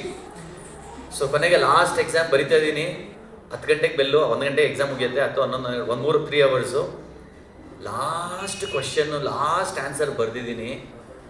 ಆನ್ಸರ್ ನಂಗೆ ನಂಬಕ್ಕೆ ಆಗ್ತಿಲ್ಲ, ಆಗೋಯ್ತಾ, ಟರ್ನಿಂಗ್ ಪಾಯಿಂಟೇ ಮುಗೀತು, ನನ್ನ ಜೀವನ ಇನ್ ಫ್ರೀ ಬರ್ಡ್, ಕರೆಕ್ಟ್ ತಾನೆ? So 10th exam last question, last answer ಬರೆದ್ಮೇಲೆ ಆ ಒಂದು ಆನಂದ, ಇನ್ನೂ ನಂಗೆ ಜ್ಞಾಪಕ ಇದೆ. ನಾನು 10th ಎಕ್ಸಾಮ್ ಬರೀ 26, 27 ವರ್ಷ ಆಯಿತು, ಇನ್ನೂ ಆ ಆನಂದ ಇದೆ, ಆ ಖುಷಿ ಇದೆ. ಸೊ ಎಲ್ಲ ಮುಗೀತು. ನಿಮಗೂ ನಾನು ಹೇಳಿದಾಗ ನಿಮಗೆಲ್ಲ ರಿಲೇಟ್ ಮಾಡ್ಕೊತಾ ಇದ್ದೀರಲ್ವಾ? ಸೊ ಲಾಸ್ಟ್ ಆನ್ಸರ್ ಬರೆದು ಅವತ್ತಿನ ದಿನ ಮನೆಗೆ ಬಂದಾಗ ಫೀಲಿಂಗ್ ಹೆಂಗಿತ್ತು? ಬ್ಯಾಕ್ಗ್ರೌಂಡ್ ಮ್ಯೂಸಿಕ್ ಎಲ್ಲ ನಿಮ್ಗೆ ಕೇಳಿಸ್ತಾ ಇತ್ತಲ್ಲ? ಸೊ ಬ್ಯಾಕ್ಗ್ರೌಂಡ್ ಮ್ಯೂಸಿಕಿಂದ ಬಂದು ಬ್ಯಾಗ್ ಎಲ್ಲ ಅಲ್ಲಿ ಬಿಸಾಗಿ, ಅಪ್ಪ ಅಮ್ಮ ಹೇಳಿದ್ರು ಆಲ್ರೆಡಿ 10th ಎಕ್ಸಾಮ್ ಆಗಲಿ 3 ತಿಂಗಳು ರಜೆ ಇರುತ್ತೆ, ಎಂಜಾಯ್ ಮಾಡಿ, ಏನು ಬೇಕಂತ ಮಾಡೋ, ನನಗೆ ಏನು ಮನೆ ಕೆಲಸನೂ ಹೇಳಲ್ಲ, ಎಲ್ಲ ಹೇಳಿದ್ದೀರಾ? ಯಾರು ಕೆಲಸ ಮಾಡಿಲ್ಲ ಅಂತಾನೆ, ಏನು ಮಾಡೋಕ್ಕೆ ನೀಡಿಲ್ಲ, ಇಷ್ಟು 1 ವರ್ಷ ಕಷ್ಟಪಟ್ಟಿಲ್ವಾ? ಸೊ ಆ ಒಂದು 3 ತಿಂಗಳು ನಾನೇನು ಮಾಡಿದೆ ಅಂತ ಹೇಳ್ತೀನಿ. ಸೊ ನಮ್ಮ ಸ್ನೇಹಿತರೆಲ್ಲ ಸೇರಿ ಪ್ಲ್ಯಾನ್ ಮಾಡಿದ್ವಿ, ನೋಡಪ್ಪ ನಾಳೆ ನೆಕ್ಸ್ಟ್ ಈ ವಾರ ಮುಗ್ದೋಗುತ್ತೆ ಎಕ್ಸಾಮ್ ಆಮೇಲೆ ಏನು ಮಾಡಬೇಕು. ಆವಾಗ ನಾವು 90s ಇದ್ವಿ. ಸೊ 90s ನಮಗೆ ಸಿನಿಮಾ ಹುಚ್ಚಂದರೆ ಭಾರಿ ಹುಚ್ಚು ಸಿನಿಮಾ. ಸೊ ನಾವೆಲ್ಲ ಏನು ಮಾಡಿದ್ವಿ, ಒಂದು VCR, ನನ್ನ ಫ್ರೆಂಡ್ ಒಂದು ಬಾಡಿಗೆ, ಅವಾಗೆಲ್ಲ VCR ಇತ್ತು, ಕ್ಯಾಸೆಟ್, ದೊಡ್ಡ ಕ್ಯಾಸೆಟ್, ನೀವೆಲ್ಲ ನೋಡಿದಿರಲ್ಲ ಗೊತ್ತಿಲ್ಲ, ಇಷ್ಟು ದೊಡ್ಡ ಕ್ಯಾಸೆಟ್ ಇರ್ತಾಯಿತ್ತು. ಆ ಕ್ಯಾಸೆಟ್ಗಳು ತೊಗೊಂಬಂದು ಒಳಗಡೆ ಹಾಕಬೇಕು. ಸೊ ಅದು ಸಿನಿಮಾ ತೋರಿಸ್ತಾ ಇತ್ತು, ಅದೊಂದು ಆನಂದನೇ ಬೇರೆ. ಸೊ ನಾವೇನು ಮಾಡಿದ್ವಿ, ದಿನಕ್ಕೆ 3 ಸಿನಿಮಾ ನೋಡಬೇಕು. ಒಬ್ಬರು ಮನೇಲಿ, ನಮ್ಮ ಫ್ರೆಂಡ್ ಒಬ್ರು ಇದ್ರು, ತುಂಬ ರಿಚ್ ಸಾಹುಕಾರರಿದ್ದರು. ಅವ್ರ ಮನೆ ಒಂದು ರೂಮೇ ದೊಡ್ಡ, ಮೇಲ್ಗಡೆ ಟೆರೆಸ್ ಎಲ್ಲ ಮಕ್ಕಳಿಗೆ ಅಂತ 2 ರೂಮ್ ಇತ್ತು. ಸೊ ದೊಡ್ಡ ಹಾಲ್ ಇತ್ತು. ಸೊ ಅಲ್ಲಿ ಒಂದು ಸಿನಿಮಾ ನೋಡೋದು, ಈ ಕಡೆ ಕೇರಂ ಆಡೋದು, ಚೆಸ್ ಆಡೋದು, ಮತ್ತೆ ಸಿನಿಮಾ ನೋಡೋದು, ಮಧ್ಯದಲ್ಲಿ ಅವ್ರ ತಾಯಿ ಎಲ್ಲ ಏನಾದ್ರು ತಿಂಡಿಗಳು ಮಾಡ್ಕೊಡ್ತಾ ಇದ್ರು, ತಿನ್ನೋದು, ಆಮೇಲೆ ಮತ್ತೆ ಸಿನಿಮಾ ನೋಡೋದು, ಮತ್ತೆ ತಿನ್ನೋದು, ಮತ್ತೆ ಆಟ ಆಡೋದು, ಮತ್ತೆ ಸಿನಿಮಾ ನೋಡೋದು. ಆಮೇಲೆ ರಾತ್ರಿ 9 ಗಂಟೆ 10 ಗಂಟೆ ಮನೇಲಿ ಯಾರೂ ಕೇಳ್ತಾ ಇರಲಿಲ್ಲ, 10 ಗಂಟೆಗೆ ಹೋಗೋದು, ಮಲ್ಕೊಳ್ಳೋದು, ತಿರ್ಗಾ ಬೆಳಗ್ಗೆ ಆರಾಮಾಗಿ 7 ಗಂಟೆ 8 ಗಂಟೆಗೆ ಎದ್ದೇಳೋದು. ಈ ಥರ ಮಾಡಿದ್ವಿ. ದಿನ 3 ಸಿನಿಮಾ. 1 ವಾರ ಆದಮೇಲೆ ವಾಂತಿ ಬರೋಕ್ಕೆ ಸ್ಟಾರ್ಟ್ ಆಯಿತು. ಇನ್ನೊಂದ್ಸಲಿ ಸಿಡಿನೂ ಬೇಡ, VCR ತೆಗೆದು ಫಸ್ಟ್ ಹೋಗಿ ಕೊಟ್ಬಿಟ್ಟು ಬಂದ್ಬಿಡ್ವಿ, ಇನ್ನಾಗಲ್ಲ ನೋಡೋಕ್ಕೆ ಅಂತ. 1 ವಾರ ಎಂಜಾಯ್ ಮಾಡಿದ್ವಿ. 1 ವಾರ ಆದ್ಮೇಲೆ ಮತ್ತೆ ನೋಡೋಕ್ಕಾಗಲಿಲ್ಲ. ಆಮೇಲೆ ನೆಕ್ಸ್ಟ್ ಏನು ಮಾಡೋದು, ನೆಕ್ಸ್ಟ್ ಸ್ವಿಮ್ಮಿಂಗ್ ಹೋಗೋಣ ಅಂತ. ಅಲ್ಲಿ ನ್ಯಾಷನಲ್ ಕಾಲೇಜ್ ಸ್ವಿಮ್ಮಿಂಗ್ ಪೂಲ್ ಇತ್ತು, ಅಲ್ಲಿ ಸ್ವಿಮ್ಮಿಂಗ್ ಹೋಗೋದು, ಅಲ್ಲಿ ಹೊರಗಡೆ ಬಂದು ಸಮೋಸ ಎಲ್ಲ ಸಿಗ್ತಾಯಿತ್ತು, ಅದೊಂದು ಆನಂದ. ವಾವ್, ಇದನ್ನೇ ದಿನ ನೆಕ್ಸ್ಟ್ 3 ತಿಂಗಳು ಮಾಡೋಣ ಅಂತ. ಅದು 1 ವಾರ ಮಾಡಿದ್ವಿ, ಮತ್ತೆ ವಾಂತಿ ಬರೋಂಗಾಯ್ತು. 1-2 ವಾರ ಕಳೆದ್ವಿ. 3ನೇ ವಾರ ಏನು ಮಾಡಬೇಕು ಅಂತ ಗೊತ್ತಿಲ್ಲ, ಅಲ್ಲಿ ಇಲ್ಲಿ ಸುತ್ತಾಡ್ಕೊಂಡು, ಅಲ್ಲಿ ಇಲ್ಲಿ ಮಾಡ್ಕೊಂಡು, ಮಾತಾಡ್ಕೊಂಡು, ತರಲೆ ಮಾಡ್ಕೊಂಡು 3 ವಾರ ಕಳೆದ್ವಿ. 4ನೇ ವಾರದಿಂದ ಮನಸ್ಸಲ್ಲಿ ಏನು ಬರೋಕ್ಕೆ ಸ್ಟಾರ್ಟ್ ಆಯ್ತು ಗೊತ್ತಾ, ಯಾವಾಗ ಕಾಲೇಜ್ ಸ್ಟಾರ್ಟ್ ಆಗುತ್ತೆ ಅಂತ. ನಂಬ್ತೀರಾ? ನಿಮಗೂ ಇದಾಗಿದೆಯಾ? ಫಸ್ಟು 1 ವಾರ 2 ವಾರ 3 ವಾರ 1 ತಿಂಗಳು ಎಂಜಾಯ್ ಮಾಡ್ತೀವಿ. ಆಮೇಲೆ ಅಯ್ಯೋ ಸಾಕಾಯ್ತಪ್ಪ, ಈ ರಜಾ ಏನು ಬೆಳಗ್ಗೆ ಏನು ಮಾಡೋಕ್ಕೇನಿಲ್ಲ. ತಿರ್ಗಾ ಕಾಲೇಜ್ ಚೆನ್ನಾಗಿರುತ್ತಲ್ಲ, ಕಾಲೇಜಲ್ಲಿ ಯೂನಿಫಾರ್ಮ್ ಇಲ್ಲ, ಕಲರ್ ಡ್ರೆಸ್ ಹಾಕೊಂಡು ಹೋಗ್ಬೋದು. ಕಾಲೇಜ್ ಅಂದರೆ ಪ್ರತಿದಿನ ಫ್ಯಾಷನ್ ಶೋ. ಸೊ ಕಾಲೇಜಲ್ಲಿ ಮಜಾ ಇರುತ್ತೆ, ಕಾಲೇಜ್ಗೆ ಹೋಗಬೇಕು ಅಂತ ಖುಷಿ ಆಯಿತು. ಕಾಲೇಜ್ ಬಗ್ಗೆ ಯೋಚನೆ ಮಾಡೋಕ್ಕೆ ಸ್ಟಾರ್ಟ್ ಆಯಿತು. ಕೊನೆಗೆ ಕಾಲೇಜ್ ಅನ್ಕೊಂತಿದ್ವಿ. ಆಮೇಲೆ ಕಾಲೇಜ್ ಸ್ಟಾರ್ಟ್ ಆಯಿತು. ಕಾಲೇಜ್ ಸ್ಟಾರ್ಟ್ ಆಗಿ 1 ತಿಂಗಳು ಎಂಜಾಯ್ ಮಾಡಿದ್ವಿ. 2ನೇ ತಿಂಗಳು 3 ತಿಂಗಳು ಮತ್ತೆ ಪ್ರೆಷರ್ ಸ್ಟಾರ್ಟ್ ಆಯಿತು. ರೂಲ್ಸು ರೆಗ್ಯುಲೇಷನ್ಸು, ಯಾವಾಗ ರಜಾ ಬರುತ್ತಪ್ಪ, 2 ತಿಂಗಳು ಅಂತ ಸ್ಟಾರ್ಟ್ ಮಾಡ್ತಾ ಇದ್ವಿ. ಕೊನೆಗೆ ರಜಾ ಬಂದ 1 ವಾರ 2 ವಾರ 3 ವಾರ ಮತ್ತೆ ಗೊತ್ತಾಗ್ತಿದೆಯಲ್ಲ ನಮ್ಗೆ ಏನಾಗ್ತದೆ ಅಂತ. ಸೊ ಇವಾಗ ನಾನು ಸುಮ್ಮನೆ ಒಂದು ಉದಾಹರಣೆ ಕೇಳ್ತೀನಿ. ನೀವೆಲ್ಲರೂ ಸ್ಕೂಲ್ ಎಂಜಾಯ್ ಮಾಡಿದ್ದೀರಾ? ಮಾತಾಜಿ ನೀವು ಹೇಳಿ, ನಿಮ್ಮ ಸ್ಕೂಲಲ್ಲಿ ಒಂದು ಒಳ್ಳೆ ಮೆಮೊರಿ, ಎಕ್ಸ್ಪೀರಿಯನ್ಸ್, ಸ್ವೀಟ್ ಮೆಮೊರಿ ಏನಾದ್ರು ಹೇಳ್ಬೋದು ಇಮಿಡಿಯೇಟಾಗಿ ನಿಮ್ಮ ತಲೆಯಲ್ಲಿ ಏನು ಬರುತ್ತೆ ನಿಮ್ಮ ಸ್ಕೂಲ್ ಬಗ್ಗೆ? ಒಳ್ಳೆ ಟೀಚರ್, ಆ ಟೀಚರ್ನ ಮನೆ. ಪ್ರಭು ನಿಮಗೆ?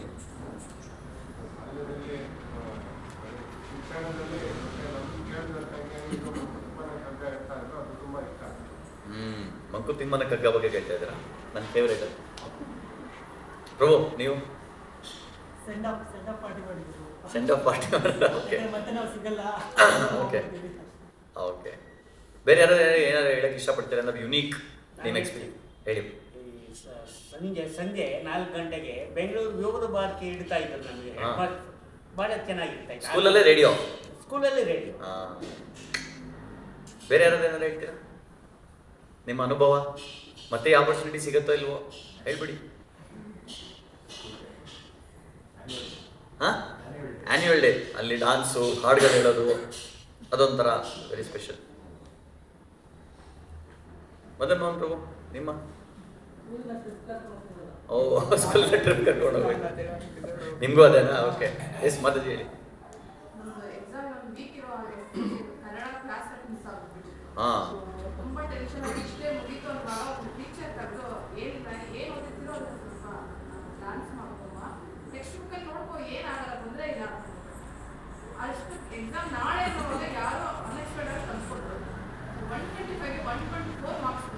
ಅರೆ ಚಪ್ಪಾಳೆ ಕೊಡಲೇಬೇಕಿದೆ. ಸೊ ನೀವು 125, 124 ತೆಗಿಬೇಕಂತಿದ್ರೆ ಯಾರಾದರೂ ಕನ್ನಡ ಪುಸ್ತಕ ಕಲ್ತ್ಕೊಳ್ಳಿ. ನೈಸ್. ಸೊ ನಾನು ಇಷ್ಟೆಲ್ಲ ಎಕ್ಸ್ಪೀರಿಯನ್ಸ್ ಅನುಭವ ಕೇಳಿದ್ನಲ್ಲ, ಯಾರಾದರೂ ಒಬ್ಬರಾದರೂ ಅನುಭವ ಹೇಳಿದ್ರ? ನಾನು ಓದಿದ ಸಬ್ಜೆಕ್ಟ್ ತುಂಬ ಚೆನ್ನಾಗಿತ್ತು, ನಾನು ಓದ್ತಾ ಇದ್ದೆ ಮ್ಯಾಥ್ಸ್, ಓದ್ತಾ ಇದ್ದರೆ A+B² A²+B. ಯಾರು ಸಬ್ಜೆಕ್ಟ್ ಬಗ್ಗೆ ಯಾರೂ ಮಾತಾಡಲಿಲ್ಲ. ಸ್ಕೂಲಲ್ಲಿ ಏನು ಎಕ್ಸ್ಪೀರಿಯನ್ಸ್ ಅಂದರೆ ಮಂಕುತಿಮ್ಮನ ಕಗ್ಗ ಎಂಜಾಯ್ ಮಾಡಿದೆ ಅಂತಾರೆ, ಅವರು ಟ್ರಿಪ್ ಎಂಜಾಯ್ ಮಾಡಿದೆ ಅಂತಾರೆ, ಇವರು ರೇಡಿಯೋ ಎಂಜಾಯ್ ಮಾಡಿದೆ ಅಂತಾರೆ. ಸ್ಕೂಲ್ ಪಾಠದ ಬಗ್ಗೆ ಯಾರೂ ಮಾತಾಡಿಲ್ಲ ಅಲ್ವಾ? ಸೊ ನನ್ನ ಎಕ್ಸ್ಪೀರಿಯೆನ್ಸಲ್ಲಿ ನಾವು ಡಿಗ್ರಿ ಎಲ್ಲ ಮಾಡಬೇಕಾದ್ರೆ ಇಡೀ ಎಜುಕೇಷನ್ ಬೆಸ್ಟ್ ಪೀರಿಯಡ್ ಏನಂದರೆ ಈ ಥರ ಎಲ್ಲ ಆ್ಯಕ್ಟಿವಿಟೀಸು. ಕೊನೆಗೆ ನಾನು PUC ಮುಗಿಸಿದ್ಮೇಲೆ ಒಂದು ಪಣ ತೊಟ್ಟೆ. ಪಣ ಏನಪ್ಪ ಅಂದರೆ, ನಾನು ಇನ್ನು ಮುಂದೆ ಓದಲ್ಲ, ಎಜುಕೇಷನ್ ಸರಿಗಿಲ್ಲ, ಎಜುಕೇಷನ್ ಸಿಸ್ಟಮೇ ಸರಿಗಿಲ್ದಿರ್ಬೇಕಾದ್ರೆ ನಾನೇನಕ್ಕೆ ಕಂಟಿನ್ಯೂ ಮಾಡಬೇಕು ಡಿಗ್ರಿ ಎಲ್ಲ ಅಂದ್ಬಿಟ್ಟು ಪೇರೆಂಟ್ಸ್ ಫೋರ್ಸ್ ಮಾಡಿ ಡಿಗ್ರಿಗೆ ಸೇರಿಸಿದ್ರು. ಆದರೆ ಫಸ್ಟ್ ಇಯರ್ ಫುಲ್ ಏನು ಓದಲೇ ಇಲ್ಲ. ಸೆಕೆಂಡ್ ಇಯರಲ್ಲೂ ಓದ್ತಾ ಇರಲಿಲ್ಲ. ಕೊನೆಗೆ ಸೆಕೆಂಡ್ ಇಯರ್ ಇನ್ನೊಂದು 4-5 ತಿಂಗಳಿದೆ ಅನ್ಬೇಕಾದ್ರೆ ನಮಗೆ ಭಕ್ತರ ಸಂಘ 2000ನಲ್ಲಿ ಭಕ್ತರ ಸಂಘ ಸಿಕ್ತು. ಸೊ ಅಲ್ಲಿ ಭಕ್ತರೆಲ್ಲ ಫುಲ್ಲು IIT ಅಲ್ಲಿ ಒಳ್ಳೊಳ್ಳೆ ಕಡೆ ಓದ್ಕೊಂಡ್ಬಂದಿರೋರು, ನಮ್ಮ ಶೇಷಾದ್ರಿಪುರಂ ಇಸ್ಕಾನಲ್ಲಿ ತುಂಬ ಚೆನ್ನಾಗಿ ಓದಿ ಒಳ್ಳೊಳ್ಳೆ ಮಾರ್ಕ್ಸ್ ಎಲ್ಲ 90%, 95%, 98% ತೆಗೆದಿರೋರು. ಸೊ ಅವರು ನನ್ನ ಒಂದಿನ ಕರೆದ್ರು, ಬಾಯ್ಲಿ ನಾನು ನೋಡ್ತಾ ಇದ್ದೀನಿ ನಿಮ್ಮ ಕಾಲೇಜ್ ಸ್ಟೂಡೆಂಟು ಏನು ಓದೋದೇ ಇಲ್ವಲ್ಲ ಪುಸ್ತಕ ತೆಗೆದು, ಯಾಕೆ ಅಂತ. ನಾನು ಅವ್ರಿಲ್ಲೇ, ಪ್ರಭು ನಿಮಗೆ ಗೊತ್ತಾ ಈ ಎಜುಕೇಷನ್ ಸಿಸ್ಟಮ್ ಏನು ವ್ಯಾಲ್ಯೂನೇ ಇಲ್ಲ, ಈ ಎಜುಕೇಷನ್ ಸಿಸ್ಟಮೇ ಸರಿಗಿಲ್ಲ, ನಾನೇನಕ್ಕೆ ಈ ಸರಿಗಿಲ್ದಿರೋ ಸಿಸ್ಟಮ್ ನಾನೇನಕ್ಕೆ ಓದಬೇಕು ಅಂತ ನನ್ನ ಲಾಜಿಕ್ ಕರೆಕ್ಟಾಗಿದೆಯಾ? ಆ ವಯಸ್ಸಿಗೆ 19 ಇಯರ್ಸ್ ಆವಾಗ ನನಗೆ 19 ವರ್ಷಕ್ಕೆ ಈ ಲಾಜಿಕಲ್ಲಿ ನಾನು ಜೀವನ ಮಾಡ್ತಾ ಇದ್ದೆ. ಅವ್ರು ಕರೆದು ಹೇಳಿದ್ರು, ನೀನು ಹೇಳ್ತಿರೋದೆಲ್ಲ ಕರೆಕ್ಟಾಗಿದೆ, ಅರ್ಥ ಆಗುತ್ತೆ, ಎಜುಕೇಷನ್ ಸಿಸ್ಟಮ್ ಸರಿಯಿಲ್ಲ, ಅದೆಲ್ಲ ನನಗೂ ಗೊತ್ತು. ನೀನು first year second year fail ಆಗಿಬಿಟ್ಟು ಎಜುಕೇಷನ್ ಸಿಸ್ಟಮ್ ಸರಿಗಿಲ್ಲ ನಿನ್ನ ಮಾತಿಗೆ ಯಾರು ವ್ಯಾಲ್ಯೂ ಕೊಡ್ತಾರೆ? ನೀನು ಒಳ್ಳೆ ಮಾರ್ಕ್ಸ್ ತೆಗಿ, ಡಿಗ್ರಿ ಮುಗಿಸು, ಮಾಸ್ಟರ್ಸ್ ಡಿಗ್ರಿ ಮಾಡು, ಚೆನ್ನಾಗಿ ಓದ್ಬಿಟ್ಟು ಹೊರಗಡೆ ಬಾ, ಅವಾಗ ಆ ಡಿಗ್ರಿ ತೊಗೊಂಡು ಅವಾಗ ಹೇಳಿ ಈ ಎಜುಕೇಷನ್ ಸಿಸ್ಟಮ್ ಇಲ್ಲ ಅಂತ ಅವಾಗ 4 ಜನ ನಂಬ್ತಾರೆ ನಿನ್ನ ಮಾತದು. ಅದು ಟಕ್ ಅಂತ ಹಂಗೆ ಎದೆಗೆ ನಾಟ್ತು. ಆವಾಗ ನಾನು ವಾಪಸ್ ಕಾಲೇಜ್ಗೆ ಹೋಗಿ ಫಸ್ಟ್ ಬೆಂಚಲ್ಲಿ ಮುಂಚೆ ಕ್ಲಾಸ್ಗೆ ಹೋಗ್ತಿರ್ಲಿಲ್ಲ, ಆಮೇಲೆ ಫಸ್ಟ್ ಬೆಂಚಲ್ಲಿ ಕೂತ್ಕೊಂಡು ಪಾಠ ಕೇಳೋದು, ಎಲ್ಲರೂ ನಾನು ನೋಡಿ ನಗೋರು ಅವಾಗ. ಸೊ ಅವಾಗಿಂದ ಓದೋಕ್ಕೆ ಸ್ಟಾರ್ಟ್ ಮಾಡಿದ್ದು. ಸೊ ನನಗೇ ಗೊತ್ತಿಲ್ಲ, ಆ ಟೈಮಲ್ಲಿ ಒಂದು 3 ತಿಂಗಳಿತ್ತು ಎಕ್ಸಾಮ್ಗೆ. ಫಸ್ಟ್ ಇಯರ್ದು ಬ್ಯಾಕ್ಲಾಗ್ಸ್ ಇತ್ತು, ಸೆಕೆಂಡ್ ಇಯರ್ದು ಎಕ್ಸ್ಪೆಷಲ್ ಕ್ಲಿಯರ್ ಮಾಡಬೇಕಿತ್ತು. ಒಂದು 3 ತಿಂಗಳು ನಾನು ಹಾರ್ಡ್ಲಿ ಒಂದು 2 ಅವರ್ಸ್ ಮಲಗಿದ್ದೀನಿ ಅಷ್ಟೇ, 2 ಗಂಟೆಗಳ ಕಾಲ. ಆಲ್ಮೋಸ್ಟ್ 16 ಅವರ್ಸ್ ಓದ್ತಾ ಇದ್ದೆ. ಮನೇಲಿ ಮುಂಚೆ ಎಲ್ಲ ಮನೇಲಿ 10 ನಿಮಿಷ ಓದೋ, ಅಟ್ಲೀಸ್ಟ್ ಏನು ಟೇಬಲ್ ಆಫ್ ಕಂಟೆಂಟ್ಸ್ ಏನೇನಿದೆ ನೋಡ್ಕೋ, ಯಾವ ಚಾಪ್ಟರ್ ಏನಂತಲೇ ಗೊತ್ತಿಲ್ಲ ನೀನು, ಅಟ್ಲೀಸ್ಟ್ ಏನಾದ್ರು 10 ನಿಮಿಷ ಓದು ಅನ್ನೋರು ಇವಾಗ 10 ನಿಮಿಷ ಮಲ್ಕೋಪ, ಒಂದು ಅರ್ಧ ಗಂಟೆ ಮಲ್ಕೋಪ, ಆ ಲೆವೆಲ್ಗೆ ಓದ್ತಾ ಇದ್ವಿ. ಸೊ ಏನಕ್ಕೆ ಇದೆಲ್ಲ ಹೇಳ್ತಾ ಇದ್ದೀನಿ ಅಂದರೆ, ನಾವೆಲ್ಲರೂ ನಮ್ಗೆ ಏನು ಬೇಕು ಅಂತ ಯೋಚನೆ ಮಾಡ್ತೀವಿ ಅಂದರೆ ಪ್ರಾಬ್ಲಮ್ ಫ್ರೀ ಲೈಫ್ ಬೇಕು ಅಂತ ಯೋಚನೆ ಮಾಡ್ತಾ ಇದ್ದೀವಿ. ಆದರೆ problem free life doesn't give us happiness. ನಮಗೆ ಖುಷಿ ಪ್ರಾಬ್ಲಮ್ ಫ್ರೀ ಲೈಫ್ ಕೊಡಲ್ಲ. ಇವಾಗ ಜಸ್ಟ್ ನಿಮ್ಗೆ ಹೇಳ್ತೀನಿ, ನಿಮ್ಗೆಲ್ಲರಿಗೂ ನನ್ನ ಹತ್ರ ಒಂದು ಆಫರ್ ಇದೆ, ಕೆಲಸದ ಆಫರ್. ಯಾರಿಗಾದ್ರೂ ಜಾಬ್ ನೀಡಿದರೆ ಹೇಳಿ. ಸೊ ಈ ಜಾಬು ತಿಂಗಳಿಗೆ 1 ಕೋಟಿ, ತಿಂಗಳಿಗೆ 1 ಕೋಟಿ, ವರ್ಷಕ್ಕೆ 12 ಕೋಟಿ ಪ್ಯಾಕೇಜ್. ಯಾರಾದ್ರೂ ಇಂಟ್ರೆಸ್ಟ್ ಇದೆಯಾ? ಏನು ಹೇಳಿ ಪ್ರಭು ಕೆಲಸ? ಪ್ರಭು ಹೇಳಿ, ನಾನು ಹಂಗೆ ಇಲ್ಲೇ ಡೈವ್. ಸೊ ಕೆಲಸ ಏನಂದರೆ ಸಿಂಪಲ್ಲು, ನಿಮ್ಮನ್ನ ಒಂದು ದೊಡ್ಡ ಬಂಗ್ಲೆಯಲ್ಲಿ ಬಿಡ್ತೀವಿ. ದೊಡ್ಡ ಬಂಗ್ಲೆ, ಆ ಬಂಗ್ಲೆ ಒಳಗಡೆ ಒಂದು 15ರಿಂದ 20 ರೂಮ್ ಇರುತ್ತೆ, ಬೆಡ್ರೂಮು. ನಿಮ್ಗೆ ಎಲ್ಲ ಫೆಸಿಲಿಟಿ ಇರುತ್ತೆ ಒಳಗಡೆ. ನಿಮ್ಗೆ ಏನು ತಿಂಡಿ 10 ಐಟಮ್ ಇರುತ್ತೆ, ಲಂಚ್ಗೆ 58 ಐಟಮ್ ಇರುತ್ತೆ, ಡಿನ್ನರ್ಗೆ ಒಂದು 25 ಐಟಮ್ ಇರುತ್ತೆ. ನೀವೇನು ಕೇಳ್ತಿರೋ ಅದು ಐಟಮ್ ಬರುತ್ತೆ. ಜಸ್ಟ್ ನೀವೇನು ಮಾಡಬೇಕು, ಆ ಮನೇಲಿ ಒಳಗಡೆ ಇರಬೇಕು. ಬೆಳಗ್ಗೆ ಎದ್ದೇಳಿ ತಿಂಡಿ ತಿನ್ನಿ ಏನಾದರೂ ಮಾಡಿ. ಆದರೆ ಒಂದೇ ಒಂದು ಕಂಡೀಷನ್, ನೀವು ಇವತ್ತು ನಾಳೆ ಒಳಗಡೆ ಹೋದರೆ ನಿಮ್ಮ ಕೊನೆಗೆ ನಿಮ್ಮ ಸಾವಾದಾಗ ನಿಮ್ಮ ಬಾಡಿ ಮಾತ್ರ ಹೊರಗಡೆ ಬರುತ್ತೆ. ಅಲ್ಲೂ ನೀವು ಒಬ್ಬರೇ ಇರಬೇಕು. ನಿಮ್ಮ ಅಕೌಂಟಲ್ಲಿ ಪ್ರತಿ ತಿಂಗಳು 1 ಕೋಟಿ ಬೀಳ್ತಾ ಇರುತ್ತೆ. 1ನೇ ತಾರೀಕಿಗೆ ಅಕೌಂಟ್ಗೆ 1 ಕೋಟಿ ಬೀಳುತ್ತೆ. ನೀವು ಯಾರ ಜೊತೆನೂ ಮಾತಾಡೋಂಗಿಲ್ಲ, ಯಾರ ಜೊತೆನೂ ಒಡನಾಟ ಇಲ್ಲ, ನೀವು ಒಬ್ಬರೇ ಇರಬೇಕು. ಓಕೆ, ಇವಾಗ ಯಾರಿಗಾದ್ರೂ ಬೇಕಾಯ್ತು ಜಾಬ್? ಬೇಡಪ್ಪ, ನೋವು ಗೊತ್ತಾಗ್ತದೆ. ಬೇಡಪ್ಪ ಅನ್ನೋ ಹೇಳೋದ್ರಲ್ಲೇ ಅದು ಅಷ್ಟು ನೋವು. ಸೊ ಇದರಿಂದ ಏನು ಗೊತ್ತಾ, ಏನು ಅರ್ಥ ಆಗುತ್ತೆ ನಮಗೆ? ದುಡ್ಡು, ಕಾಸು, ಫೆಸಿಲಿಟಿನೂ ಇಂಪಾರ್ಟೆಂಟ್ ಅಲ್ಲ ನಮ್ಮ ಜೀವನದಲ್ಲಿ. ಏನು ಇಂಪಾರ್ಟೆಂಟು? ಸೊ ಇಲ್ಲಿ ಪ್ರಾಬ್ಲಮ್ ಫ್ರೀ, ಇಲ್ಲೇನು ಪ್ರಾಬ್ಲಮ್ ಇಲ್ಲ. ನಿಮ್ಗೆ ರೂಲ್ಸ್ ಇಲ್ಲ, ರೆಗ್ಯುಲೇಷನ್ಸ್ ಇಲ್ಲ, ಯಾವಾಗ ಬೇಕಾದ್ರೂ ಎದ್ದೇಳಿ ಏನು ಬೇಕಾದರೂ ಮಾಡಿ, ಇಲ್ಲ ಖುಷಿ ಇಲ್ಲ ಅಲ್ವಾ? ಸೊ ಸ್ಕೂಲೆಲ್ಲ ರೂಲ್ಸ್ ಇತ್ತು, ರೆಗ್ಯುಲೇಷನ್ಸ್ ಇತ್ತು, ನನಗೆ ಪ್ರಾಬ್ಲಮ್ಸ್ ಇತ್ತು. ಇವಾಗ ರಜಾ ಇದೆಯಲ್ಲ, 3 ತಿಂಗಳು ರಜಾ ಇದೆ, ಎಂಜಾಯ್ ಮಾಡಿ. ಎಂಜಾಯ್ ಮಾಡೋಕ್ಕಾಗಲ್ಲ. ಇಲ್ಲೇನು ರಜದಲ್ಲಿ ಏನು ಪ್ರಾಬ್ಲಮ್ಸೇ ಇಲ್ಲ. ಬೆಳಗ್ಗೆ ಎದ್ದೇಳೋದು ಯಾರು ಕೇಳಲ್ಲ, ಯೂನಿಫಾರ್ಮ್ ಹಾಕಂಗಿಲ್ಲ, ಏನು ಓದಂಗಿಲ್ಲ, ಪ್ರೆಷರ್ ಇಲ್ಲ, ಮನೆ ಕೆಲಸ ಮಾಡಿಸಲ್ಲ, ಏನೂ ಇಲ್ಲ, ಪ್ರಾಬ್ಲಮ್ ಫ್ರೀ ಲೈಫ್. ಆದರೆ ನಮಗೆ ಅಲ್ಲಿ ತುಂಬ ನೋವಿದೆ. ಹಾಗಾದರೆ ನಿಜವಾದ ಸುಖ ಎಲ್ಲಿ ಸಿಗುತ್ತೆ ಪ್ರಭು? ಪ್ರಾಬ್ಲಮ್ ಫ್ರೀ ಲೈಫಿಂದ ನಮಗೆ ನಿಜವಾದ ಸಂತೋಷ ಸಿಗಲ್ಲ. ಯಾವಾಗ ಸಂತೋಷ ಸಿಗುತ್ತೆ ಅಂದರೆ ಪರ್ಪಸ್ಫುಲ್ ಲೈಫಿಂದ ಸಿಗುತ್ತೆ. ಇಲ್ಲಿ ಪರ್ಪಸ್ ಏನಿದೆ, ಉದ್ದೇಶಪೂರ್ವಕ ಜೀವನ ಯಾವಾಗ ನಡೆಸ್ತೀವಲ್ಲ, ಆ ಉದ್ದೇಶ, ಯಾವುದೋ ಒಂದು ಉದ್ದೇಶ ಇಟ್ಕೊಂಡು ನಾವು ಜೀವನ ಮಾಡ್ತೀವಲ್ಲ, ಆ ಜೀವನದಲ್ಲಿ ನಮ್ಗೆ ಸಂತೋಷ ಸುಖ ಸಿಗುತ್ತೆ. ಇವಾಗ ನಾನು ಹೇಳಿದೆ 2 ಗಂಟೆಗಳ ಕಾಲ ಮಾತ್ರ ನಾನು ಮಲಗ್ತಿದ್ದೆ, ಮಿಕ್ಕಿ ಟೈಮೆಲ್ಲ ಓದ್ತಿದ್ದೆ ಅಂತ. ಅದೇನು ಭಾರಿ ಹೇಳ್ಕೊಳ್ಳೋಂಥ ವಿಚಾರನ? ಅಲ್ಲಿ ಕಷ್ಟ, ನಿದ್ದೆ ಇಲ್ಲ, ಊಟ ತಿಂಡಿ ಸರಿಗೆ ಮಾಡ್ತಿಲ್ಲ, ಬರೀ ಓದು. ಆದರೆ ಆ ಕಷ್ಟವನ್ನು ನಾನು ಎಲ್ಲರ ಜೊತೆ ಹೇಳ್ಕೊತೀನಿ. ನಾನು ಈ ಕತೆ ಹೇಳಿದಾಗೆಲ್ಲ ಜನಗಳು ಬಂದು ಹೇಳಿದ್ದಾರೆ, ಪ್ರಭು ನಿಮ್ಮ ಕತೆ ಕೇಳಿ ತುಂಬ ಇನ್ಸ್ಪಿರೇಷನ್ ಸಿಕ್ತು ಪ್ರಭು ಅಂತ. ಇಲ್ವೋ? ನಿಜಾನ? ಸತ್ಯನ ಸುಳ್ಳ? ಸತ್ಯ. ಅದೇ ರೀತಿ ಮಂಕುತಮ್ಮನ ಕಗ್ಗ ಅಂತ ಹೇಳಿದ್ರು, ಅವ್ರು ಟ್ರಿಪ್ ಅಂತ ಹೇಳಿದ್ರು. ಟ್ರಿಪ್ಗೆ ಹೋದ ಎಷ್ಟು ಜನ ಬರೀ ಟ್ರಿಪ್ಪಲ್ಲಿ ಬರೀ ಎಂಜಾಯ್, ಬರೀ ಸಂತೋಷ ಸಿಗುತ್ತೆ? ಇಲ್ಲ, ಅಲ್ಲಿ ಎಲ್ಲಂದ್ರಲ್ಲಿ ಮಲ್ಕೋಬೇಕಲ್ಲ ಪ್ರಭು. ಯಾವುದೋ ಒಂದು ರೂಮಲ್ಲಿ 4 ಜನ ಹುಡುಗರು ಬಿಡ್ತಾರೆ ಸ್ಕೂಲ್ ಟ್ರಿಪ್ಪಲ್ಲಿ. ನಾವು ಸ್ಕೂಲ್ ಟ್ರಿಪ್ ಹೋದಾಗ ಬಸ್ಸೇ ಕೆಟ್ಟೋಗಿತ್ತು. ಯಾವುದೋ ಒಂದು ಚೌಲ್ಟ್ರಿ ತೊಗೊಂಡು ಹಾಲಲ್ಲಿ ಎಲ್ಲ ಹುಡುಗ ಈ ಕಡೆ ಹುಡುಗಿರೆಲ್ಲ ಮಲಗಿದ್ವಿ. ತುಂಬ ಕಷ್ಟ ಆಯ್ತು. 2 ಟಾಯ್ಲೆಟು, ನಾವು 70 ಜನ ಇದ್ವಿ, 2 ಬಸ್ ಜನ. ಆದರೆ ಇವಾಗ ನಮ್ಮ ಸ್ಕೂಲ್ ಫ್ರೆಂಡ್ಸ್ ಎಲ್ಲ ಸಿಕ್ಕಿದಾಗ ಮಾತಾಡಿದ್ರೆ ಅದ್ರ ಬಗ್ಗೆನೇ ಡಿಸ್ಕಸ್ ಮಾಡ್ತೀವಿ, ಅದೇ ಚೆನ್ನಾಗಿತ್ತು ಅಂತ ಹೇಳ್ತಾ ಇದೀವಿ. ನಾವು ಹುಟ್ಟಿದಾಗ ನಾವು ಒಂದೇ ಒಂದು ಚಿಕ್ಕ ರೂಮು, ಒಂದೇ ಒಂದು ಚಿಕ್ಕ ಹಾಲು, ಅದ್ರ ಪಕ್ಕದಲ್ಲಿ ಒಂದು ಚಿಕ್ಕದು ಸ್ಕ್ವೇರ್ ಆಗಿ ಒಂದು ಅಡುಗೆ ಮನೆ, ಆ ಅಡುಗೆ ಮನೆ ಮಧ್ಯದಲ್ಲಿ ಒಂದು ಕಾಂಪೌಂಡು, ಅದ್ರಲ್ಲಿ ಆ ಕಡೆ ಸ್ನಾನದ ಮನೆ, ಒಂದು ಒಟಾರದಲ್ಲಿ ಇದ್ದಿದ್ದು. ಒಟಾರಲ್ಲಿ ನಿಮ್ಗೆ ಗೊತ್ತಾ, ಈ ನಡೆ ಒಟಾರಗಳೇ ಕಾಣಿಸಲ್ಲ ಬೆಂಗಳೂರಲ್ಲಿ. ಸೊ ಒಟಾರನಲ್ಲಿ ಒಟ್ಟು 1, 2, 3, 4, 6 ಮನೆ ಇತ್ತು, 2 ಟಾಯ್ಲೆಟ್ ಹೊರಗಡೆ. ಸೊ ನಮ್ದು ಒಂದೇ ಒಂದು ಎಷ್ಟು ಹಾರ್ಡ್ಲಿ ಒಂದು 15x15 ಒಂದು ರೂಮ್ ಅಷ್ಟೇ, ಅದೇ ಮನೆ. ಆ ಮನೇಲಿ ನಾವು ಒಂದು 6 ಜನ ಇದ್ವಿ. ಸೊ ಇವಾಗ 3 ಬೆಡ್ರೂಮ್ ಇದೆ, ಒಂದೊಂದು ಬೆಡ್ರೂಮ್ ಒಂದು ಬಾತ್ರೂಮ್ ಟಾಯ್ಲೆಟ್ ಇದೆ. ಆದ್ರೂ ಯಾರು ಅಷ್ಟು ಖುಷಿ ಇಲ್ಲ. ಇವಾಗ ನಮಗೆ ನಿಜವಾದ ನಿಮ್ಮ ಸ್ವೀಟ್ ಮೆಮೊರೀಸ್ ಯಾವುದಪ್ಪ ಅಂದರೆ ಆ ಚಿಕ್ಕ ಮನೇಲಿ ಇದ್ದಿದ್ದೆ ಸ್ವೀಟ್ ಮೆಮೊರೀಸ್. ನೀವೆಲ್ಲ ಒಪ್ಕೊಂತೀರಾ? ಆ ಒಂದು ಚಿಕ್ಕ ಮನೇಲಿ ಅವಾಗ ಜಾಗ, ಫೆಸಿಲಿಟೀಸ್ ಇರಲಿಲ್ಲ, ಆದರೆ ಎಷ್ಟು ಸಂತೋಷವಾಗಿದ್ವಿ. ಇವಾಗ ಎಲ್ಲ ಫೆಸಿಲಿಟೀಸ್ ಬಂದಿದೆ, ಬಟ್ ಖುಷಿನೇ ಇಲ್ಲ, ಸಂತೋಷನೇ ಇಲ್ಲ. ಅದಕ್ಕೆ ಅವಾಗ ಏನಕ್ಕೆ ಅದಿತ್ತು ಅಂದರೆ ನಾವು ಒಂದು ಪರ್ಪಸ್ಫುಲ್ ಲೈಫ್ ಜೀವನ ಮಾಡ್ತಾ ಇದ್ವಿ.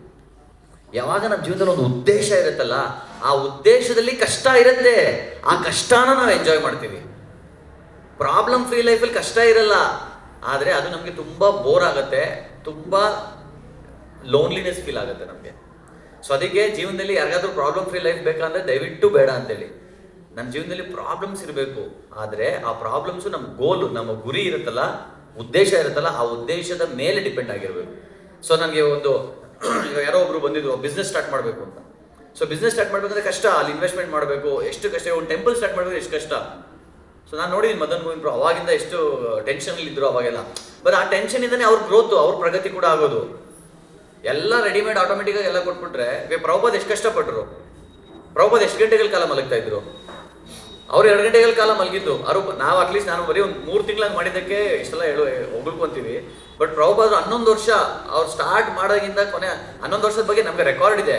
ಅದಕ್ಕಿಂತ ಮುಂಚೆ ರಾಧಾ ದಾಮೋದರ್ ಟೆಂಪಲ್ ಇರ್ಬೇಕಾದ್ರೆ ಏನು ಮಾಡ್ತಿದ್ರು ಅಂತ ಗೊತ್ತಿಲ್ಲ. 11 ವರ್ಷ ಬರೀ 2 ಗಂಟೆ 2.5 ಗಂಟೆಗೆ ಅಷ್ಟೇ ಮಲಗ್ತಾ ಇದ್ದಿದ್ದು ಪ್ರಭುಪಾದು. ಅದು 69 ವರ್ಷದಿಂದ. ಸೊ ಪ್ರಭುಪಾದ್ರು ಏನಕ್ಕೆ ಮಾಡೋಕ್ಕಾಯ್ತು ಅಂದರೆ ಅವ್ರೊಂದು ಪ್ರಭುಪಾದ ಒಂದು ಉದ್ದೇಶ ಇತ್ತು ಲೈಫಲ್ಲಿ, ಒಂದು ಗುರಿ ಇತ್ತು, ಆ ಉದ್ದೇಶ ಇತ್ತು. ಸೊ ಯಾವಾಗ ನಮ್ಮ ಜೀವನದಲ್ಲಿ ಕೂಡ ಒಂದು ಗುರಿ ಇರುತ್ತೆ, ಒಂದು ಉದ್ದೇಶ ಇರುತ್ತೆ, ಆವಾಗ ನಾವು ಏನೇ ಕಷ್ಟ ಬಂದ್ರೂ ಆ ಕಷ್ಟವನ್ನು ತಗೊಂಡು ಒಂದು ಸ್ಟೆಪ್ ಮಾಡ್ಕೊಂಡು ಅದ್ರ ಮೇಲೆ ಕಾಲಿಟ್ಕೊಂಡು ಹತ್ಕೊಂಡು ನಮ್ಮ ಗುರಿ ತಲುಪ್ಬೋದು. ನಮ್ಮ ಲೈಫಲ್ಲಿ ಗುರಿನೇ ಇಲ್ಲ, ಪರ್ಪಸ್ಸೇ ಇಲ್ಲ ಅಂದರೆ ಯಾರಿಗೆ? ಅದಕ್ಕೆ ಪ್ರಭುಪಾದ ನಾನು ಹೇಳ್ತಾ ಇರೋ ಮಾತು ಬರೀ ನನ್ನ ಎಕ್ಸ್ಪೀರಿಯನ್ಸ್ ಅಲ್ಲ, 3ನೇ ಅಧ್ಯಾಯ ಭಗವದ್ಗೀತೆಯಲ್ಲಿ ಪ್ರಭುಪಾದರು ಬರೀತಾರೆ. ಒಂದು ಅದ್ಭುತ. ಕೆಲವು ನೀವು ಭಾಗವತನ ಭಗವದ್ಗೀತೆನ ಸ್ವಲ್ಪ ಡೀಪಾಗಿ ಓದಿದಾಗ ಅರ್ಥ ಆಗುತ್ತೆ. ಎಲ್ಲೋ ಒಂದೊಂದು ಲೈನಲ್ಲಿ ನಿಮಗೆ ಇಡೀ ಒಂದು ಪಾಸ್ವರ್ಡ್ ಕೊಡ್ತಾರೆ ಪ್ರಭುಪಾದು. ನಿಮ್ಮ ಜೀವನ ಆ ಪಾಸ್ವರ್ಡ್ ಹಾಕಿದ್ರೆ ಇಡೀ ಜೀವನನೇ ಓಪನ್ ಅಪ್ ಆಗ್ಬಿಡುತ್ತೆ. ಪ್ರಭುಪಾದ ಏನು ಪಾಸ್ವರ್ಡ್ ಕೊಡ್ತಾರೆ ಗೊತ್ತಾ? 3ನೇ ಅಧ್ಯಾಯ ಭಗವದ್ಗೀತೆಯಲ್ಲಿ ಹೇಳ್ತಾರೆ, ಹೌ ಟು ಓವರ್ಕಮ್ ಡಿಸ್ಟರ್ಬೆನ್ಸ್. ಏನಕ್ಕೆ ಡಿಸ್ಟರ್ಬೆನ್ಸ್ ಬರುತ್ತೆ? Disturbance is because of lack of purpose. ನಮ್ಮ ಜೀವನದಲ್ಲಿ ಏನು ಗುರಿ ಇಲ್ಲ ಅಂದರೆ ಬಿಕಮ್ ಡಿಸ್ಟರ್ಬ್. ಸೊ ಎಷ್ಟೋ ಜನಕ್ಕೆ ಸೋಮವಾರದಿಂದ ಶನಿವಾರ ಶುಕ್ರವಾರ ಕೆಲಸ ಮಾಡ್ತಾರೆ, ಭಾನುವಾರ ರಜಾ, ಏನು ಮಾಡ್ಬೇಕಂತಾನೆ ಗೊತ್ತಿಲ್ಲ. ಸೊ ಬೆಳಗ್ಗೆ 10 ಗಂಟೆ 11 ಗಂಟೆಗೆ ಎದ್ದೇಳ್ತಾರೆ, ಏನು ಮಾಡಲಿ ಇವಾಗ?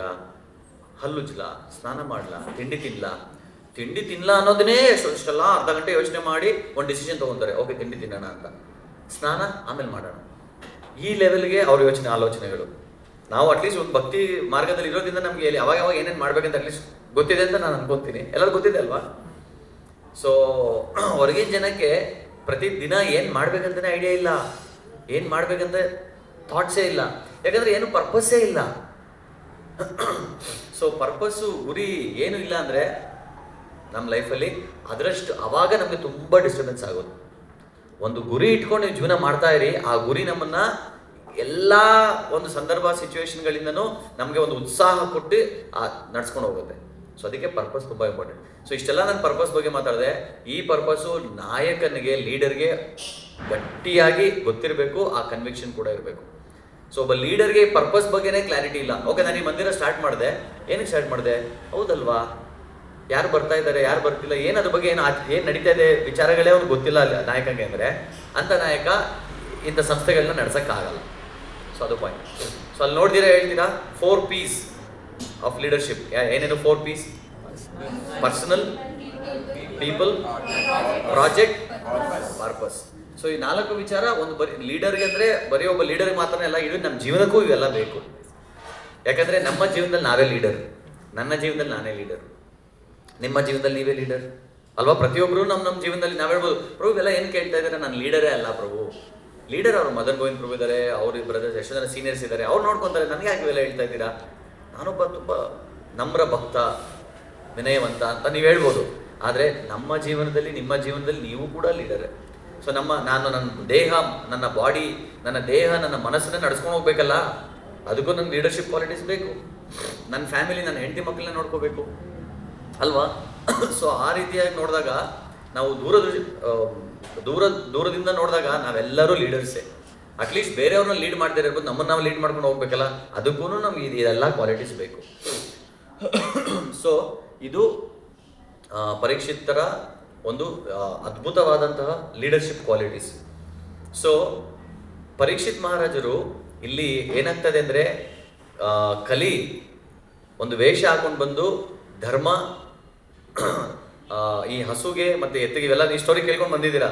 ಸೊ ತುಂಬ ತೊಂದರೆ ಕೊಡ್ತಾ ಇರ್ತಾನೆ. ಅವಾಗ ಪರೀಕ್ಷಿತ್ ಬಂದು ಹೇಳ್ತಾನೆ, ನನ್ನ ಒಂದು ಜಾಗದಲ್ಲಿ ನಾನಿರೋ ಕಡೆ ಈ ಥರ ಒಂದು ಪ್ರಾಬ್ಲಮ್ಸ್, ಈ ಥರ ಒಂದು ಹಿಂಸೆ ನಡಿಲೇಬಾರ್ದು. ಸೊ ಅದಕ್ಕೆ ನಿನ್ನನ್ನು ಸಾಯಿಸಿ ಅಂತ ಖಡ್ಗನೇ ಎತ್ತಿ ಸಾಯಿಸಕ್ಕೆ ಹೋಗ್ತಾನೆ. ಆವಾಗ ಕಲಿ ಪುರುಷ ಏನು ಮಾಡ್ತಾನೆ, ಅವನ ಒಂದು ವೇಷವನ್ನು ಬಿಟ್ಟು ಕಳಚಿ ಪರೀಕ್ಷಿತನ ಹತ್ರ ಶರಣಾಗತನಾಗ್ತಾನೆ. ಶರಣಾಗತನಾಗಿ ಹೇಳ್ತಾನೆ, ಓ ಪರೀಕ್ಷಿತ್, ಮುಂದೆ ನಿಮ್ಗೆ ಇದು ಡೀಟೇಲ್ಸ್ ಗೊತ್ತಾಗುತ್ತೆ. ಓ ಪರೀಕ್ಷಿತ್ ಮಹಾರಾಜ, ನನ್ನನ್ನೇನು ಮಾಡಬೇಡ, ನಾನೊಬ್ಬ ವ್ಯಕ್ತಿ, ನನ್ನನ್ನು ಸಾಯಿಸಿಬಿಟ್ರೆ ನನ್ನ ಜೀವನ ಹೆಂಗೆ ನಡೆಸಲಿ ಅಂತ ಕೇಳ್ತಾನೆ. ಅವಾಗ ಪರೀಕ್ಷಿತ್ ಯೋಚನೆ ಮಾಡ್ತಾನೆ, ಹೌದಲ್ವಾ, ನೀನು ಒಬ್ಬ ವ್ಯಕ್ತಿ, ನಿನಗೂ ಒಂದು ಜಾಗ ಕೊಡಬೇಕು. ಸೊ ಇದು ಮತ್ತೆ ಒಬ್ಬ ಲೀಡರ್, ಒಬ್ಬ ಭಕ್ತನಾಗಿದ್ದರ ನಿಸ್ವಾರ್ಥತೆಯಿಂದ ಇದ್ದಾಗ, ಒಂದು ಭಕ್ತಿಯ ಒಂದು ಸಾರಾಂಶ ತಿಳ್ಕೊಂಡಿದ್ದಾಗ ಅವನು ಕಲಿ ಪುರುಷನು ಕೂಡ ಅವನು ಜಾಗ ಕೊಡುವಂಥ ಅಧಿಕಾರ, ಆ ಒಂದು ಸಾಮರ್ಥ್ಯ ಸಿಗುತ್ತೆ. ಸೊ ನಮಗೆ ಕೆಲವು ಟೈಮಲ್ಲಿ ಒಳ್ಳೆ ವಿಚಾರಗಳು ಕೆಟ್ಟ ವಿಚಾರಗಳು ಯಾವುದೋ ಅಂತ ಅರ್ಥ ಮಾಡ್ಕೊಳ್ಳೋದೇ ಕಷ್ಟ ಆಗ್ಬಿಡುತ್ತೆ. ಆ ಅರ್ಥ ಆದಮೇಲೆ ಆ ಒಳ್ಳೆ ವಿಚಾರಗಳನ್ನ ಹೇಗೆ ನಡೆಸ್ಕೊಂಡು ಹೋಗ್ಬೇಕು ಅನ್ನೋದು ಮತ್ತೆ ತೊಂದರೆ ಆಗುತ್ತೆ. ಸೊ ರಾಮಾಯಣದಲ್ಲಿ ಕೂಡ ಈ ಒಂದು ಅದ್ಭುತವಾದಂಥ ಒಂದು ಸಂದರ್ಭದಲ್ಲಿ ಇಲ್ಲಿ ಏನಾಗುತ್ತೆ ಅಂದರೆ, ನಮಗೆಲ್ಲರಿಗೂ ಗೊತ್ತಿದೆ, ರಾಮ ಈ ಮಾಯಾ ಮೃಗ ಬರುತ್ತೆ ಕಾಡಲ್ಲಿ, ಸೀತೆ ಅಟ್ರಾಕ್ಟ್ ಆಗ್ತಾಳೆ. ಸೀತೆ ಏನು ಹೇಳ್ತಾರೆ, ಓ ರಾಮ, ನನಗೆ ಆ ಒಂದು ಮಾಯಾ ಮೃಗ ಬೇಕು, ತುಂಬ ಚೆನ್ನಾಗಿದೆ, ಮುದ್ದಾಗಿದೆ ಅಂತ. ಸೊ ಅವಾಗ ರಾಮ ಹೇಳ್ತಾನೆ, ಪರವಾಗಿಲ್ಲ, ನಾನು ತೊಗೊಂಡು ಬಂದು ಕೊಡ್ತೀನಿ ಅಂತ. ಸೊ ಅವಾಗ ರಾಮ ಹೇಳ್ತಾನೆ ಲಕ್ಷ್ಮಣ, ನೀನು ಸೀತೆ ಅತ್ತಿಗೆ ನೋಡ್ಕೊಂಡು ಕಾಯ್ತಾ ಇರು, ಯಾಕಂದರೆ ಈ ತುಂಬ ಡೇಂಜರಸ್ ಈ ಜಾಗ, ಕಾಡು. ಸೊ ನೀನು ಸೀತೆ ಹತ್ರ ಜೊತೆಲಿ ಪ್ರೊಟೆಕ್ಟ್ ಮಾಡ್ಕೊಂಡಿರು, ಆಮೇಲೆ ನಾನು ಹೋಗಿ ಮಾಯಾಮೃಗನ ತೊಗೊಂಡ್ಬರ್ತೀನಿ ಅಂತ. ಲಕ್ಷ್ಮಣ ಹೇಳ್ತಾನೆ, ಅಣ್ಣ, ಆ ಜಿಂಕೆ ನೋಡಿದಾಗ ನನಗೆ ಗೊತ್ತಾಗ್ತಾ ಇದೆ, ಆ ಜಿಂಕೆ ನಡೆಯೋದು, ಅದ್ರ ಕಣ್ಣು, ಅದ್ರ ಮುಖ, ಅದೆಲ್ಲ ನೋಡಿದ್ರೆ ಇದು AI, ಆರ್ಟಿಫಿಷಿಯಲ್ ಇಂಟೆಲಿಜೆನ್ಸ್ ಇಂದ ಮಾಡಿರೋದು, ಇದು ನಿಜವಾದ ಜಿಂಕೆ ಅಲ್ಲ, ಇದು ಮಾಯಾ. ಸೊ ಇದು ಮಾಯಾ, ಅಣ್ಣ ಬಿಡೋಣ. ಇಲ್ಲಿ ನಾವು ಪ್ರತಿಯೊಂದು ಮಾತಲ್ಲೂ ಎಷ್ಟು ಕಲಿಬೋದು ಗೊತ್ತಾ. ಮೊದಲನೇ ಪಾಯಿಂಟು, ಇಲ್ಲಿ ಸೀತೆ ಅವಳು ಇಡೀ ಜೀವನದಲ್ಲಿ ಯಾವಾಗಲೂ ರಾಮ ರಾಮ ರಾಮ ರಾಮ ರಾಮ ರಾಮ ಅಂತ ಇದ್ಲು. ಒಂದೇ ಒಂದು ಕ್ಷಣ ರಾಮನ ಬಿಟ್ಟು ಬೇರೆ ಏನೋ ಬೇಕು ಅಂದ್ಲು. ಆ ಒಂದು ಕ್ಷಣದ ಆಸೆಗೋಸ್ಕರ ಏನಾಯ್ತು, ಇಡೀ ಜೀವನನೇ ಹೋಯ್ತು. ಇಡೀ ಜೀವನದಲ್ಲಿ ಏನಂತ ಇದ್ಲು, ರಾಮ ರಾಮ ಅಂತ ಇದ್ಲು. ನಾವು ಇಡೀ ಜೀವನದಲ್ಲಿ ಏನಂತ ಇದ್ದೀವಿ, ಅಯ್ಯೋ ರಾಮ, ನಾವು ಬೇಕು. ಜಸ್ಟ್ ಇಮ್ಯಾಜಿನ್, ನಾವು ಯಾವ ಲೆವೆಲಲ್ಲಿ ಶರಣಾಗತಿ, ಯಾವ ಲೆವೆಲಲ್ಲಿ ನಮ್ಮ ಭಕ್ತಿ ಮಾಡಬೇಕು, ಭಗವದ್ಧಾಮಕ್ಕೆ ಹೋಗ್ಬೇಕಂದ್ರೆ ಒಂದು ಕ್ಷಣನೂ ನಾವು ರಾಮನ್ ಬಿಟ್ಟು ಕೃಷ್ಣನ್ ಬಿಟ್ಟು ಬೇರೆ ಏನು ನಮ್ಗೆ ಬೇಡ ಅಂತ ಅನ್ಸ್ಬೇಕು.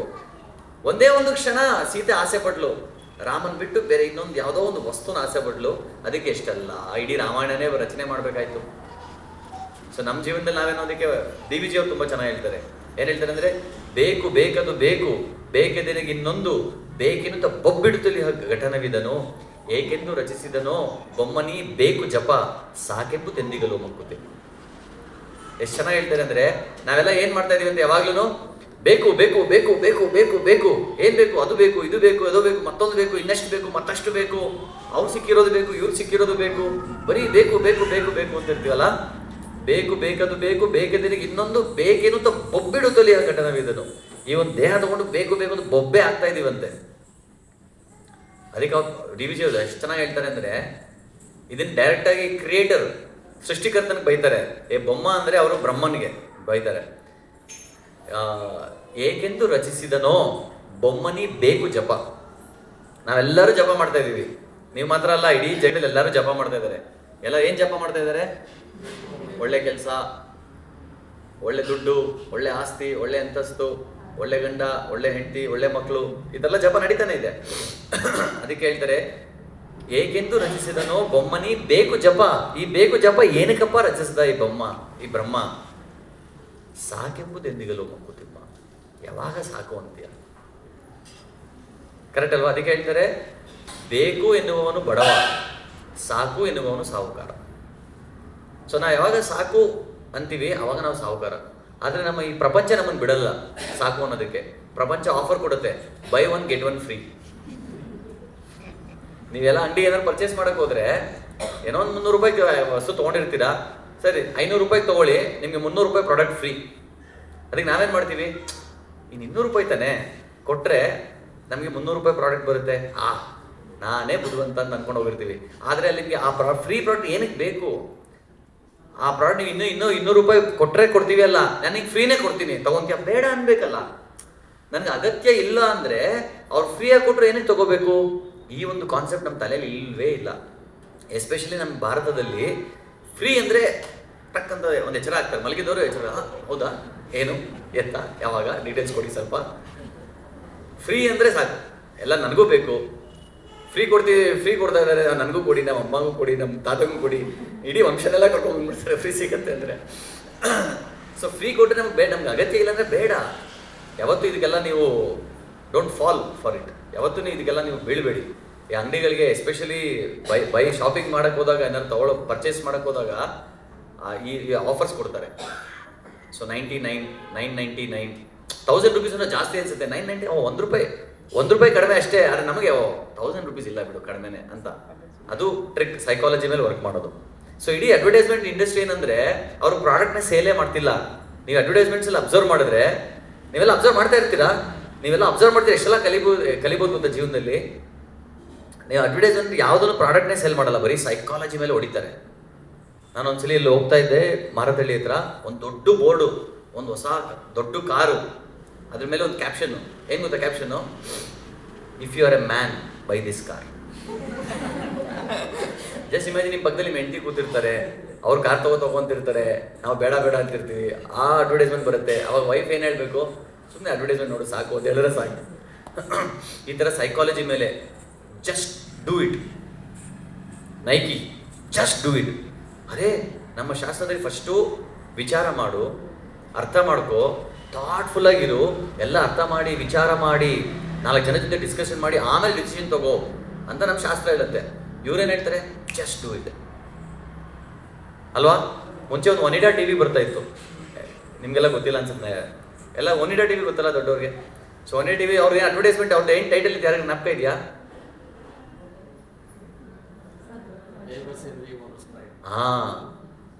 Neighbours envy owner's pride. ನಾವು ಎನ್ವಿ ಬಿಡಿ, ಪ್ರೈಡ್ ಬಿಡಿ ಅಂತ ನಾವಿಲ್ಲಿ ಹೇಳ್ತೀವಿ, ಶಾಸ್ತ್ರದಲ್ಲಿ ಹೇಳ್ಕೊಡ್ತಾ ಇದ್ದಾರೆ. ಅಲ್ಲಿ ಅಡ್ವರ್ಟೈಸ್ಮೆಂಟ್ಸ್ ಅದನ್ನೇ ಪ್ರಮೋಟ್ ಮಾಡ್ತಾ ಇದ್ದಾರೆ. ನೀವು ಈ ಒನಿಡಾ ಟಿ ವಿ ತೊಗೊಂಡ್ರೆ ನಿಮ್ಮ ಬೇರೆಯವ್ರಿಗೆ ಅಸೂಯೆ ಬರುತ್ತೆ, ನಿಮ್ಮ ಅಹಂಕಾರ ಬೆಳೆಯುತ್ತೆ. ಬೆಳೆಸ್ಕೊಳ್ಳಿ ನೀವು ಅಹಂಕಾರ. ಬೆಂಕಿ ಹಚ್ಚಿ, ಒಂದು ಚಿಕ್ಕ ಸ್ಪಾರ್ಕ್ ಇದ್ರೆ ಹಚ್ಚಿ ದೊಡ್ಡ ಕಾಡ್ಗಿಚ್ಚಿ ಮಾಡ್ತಾ ಇದ್ದಾರೆ. ಇದು ಹೊರಗಿನ ನಡೀತಿರೋ ಅಡ್ವರ್ಟೈಸ್ಮೆಂಟ್ಸ್. ಸೊ ಏನಕ್ಕೆ ಈ ಪಾಯಿಂಟ್ ಹೇಳಿದೆ ನಾನು? ಇದಕ್ಕಿಂತ ಮುಂಚೆ ಡಿಸ್ಕಸ್ ಮಾಡ್ತಿದ್ವಲ್ಲ,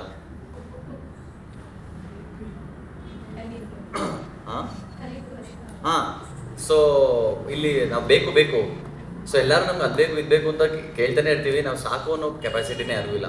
ಆದರೆ ಲೀಡರ್ಗೆ ಇಲ್ಲಿ ಕಲಿಪುರುಷ ನನಗೆ ಜಾಗ ಕೊಡು ಅಂತ ಕೇಳಿದಾಗ ಪರೀಕ್ಷಿತ್ ಮಹಾರಾಜನಿಗೆ ಆ ಒಂದು ಸಾಮರ್ಥ್ಯ ಇತ್ತು. ಏನು ಸಾಮರ್ಥ್ಯ ಇತ್ತು? ಇಲ್ಲಿ ಕಲಿ ಅಂತ ಒಬ್ಬ ನೆಗೆಟಿವ್ ಪರ್ಸನಾಲಿಟಿ, ನಕಾರಾತ್ಮಕ ವ್ಯಕ್ತಿ, ಅವನು ಕೂಡ ನನ್ನ ರಾಜ್ಯದಲ್ಲಿ ಜಾಗ ಕೊಡ್ಬೋದು. ಎಲ್ಲಿ ಕೊಡ್ಬೋದು? ಅದಕ್ಕೂ ತುಂಬ ಥಾಟ್ಫುಲ್ ಆಗಿರಬೇಕು. ಅದಕ್ಕೆ ಪರೀಕ್ಷಿತ್ ಏನು ಹೇಳ್ತಾನೆ, ಮುಂದೆ ಬರುತ್ತೆ. ಯಾರಿಗೂ ಗೊತ್ತಾ ಎಲ್ಲಿ ಜಾಗ ಕೊಡ್ತಾನೆ ಅಂತ? ಎಲ್ಲಿ? 4 ಯಾವ್ದು 4? ಜೂಜಾಡ,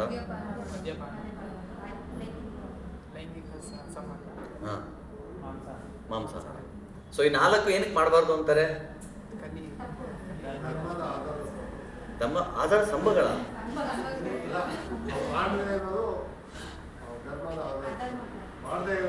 ಮಾಡದೇ ಇರೋದು.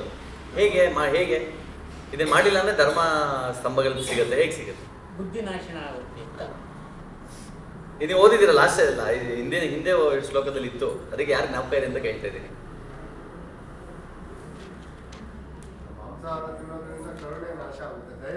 ದಯ, ಇದು ಪಾಯಿಂಟ್. ಆಮೇಲೆ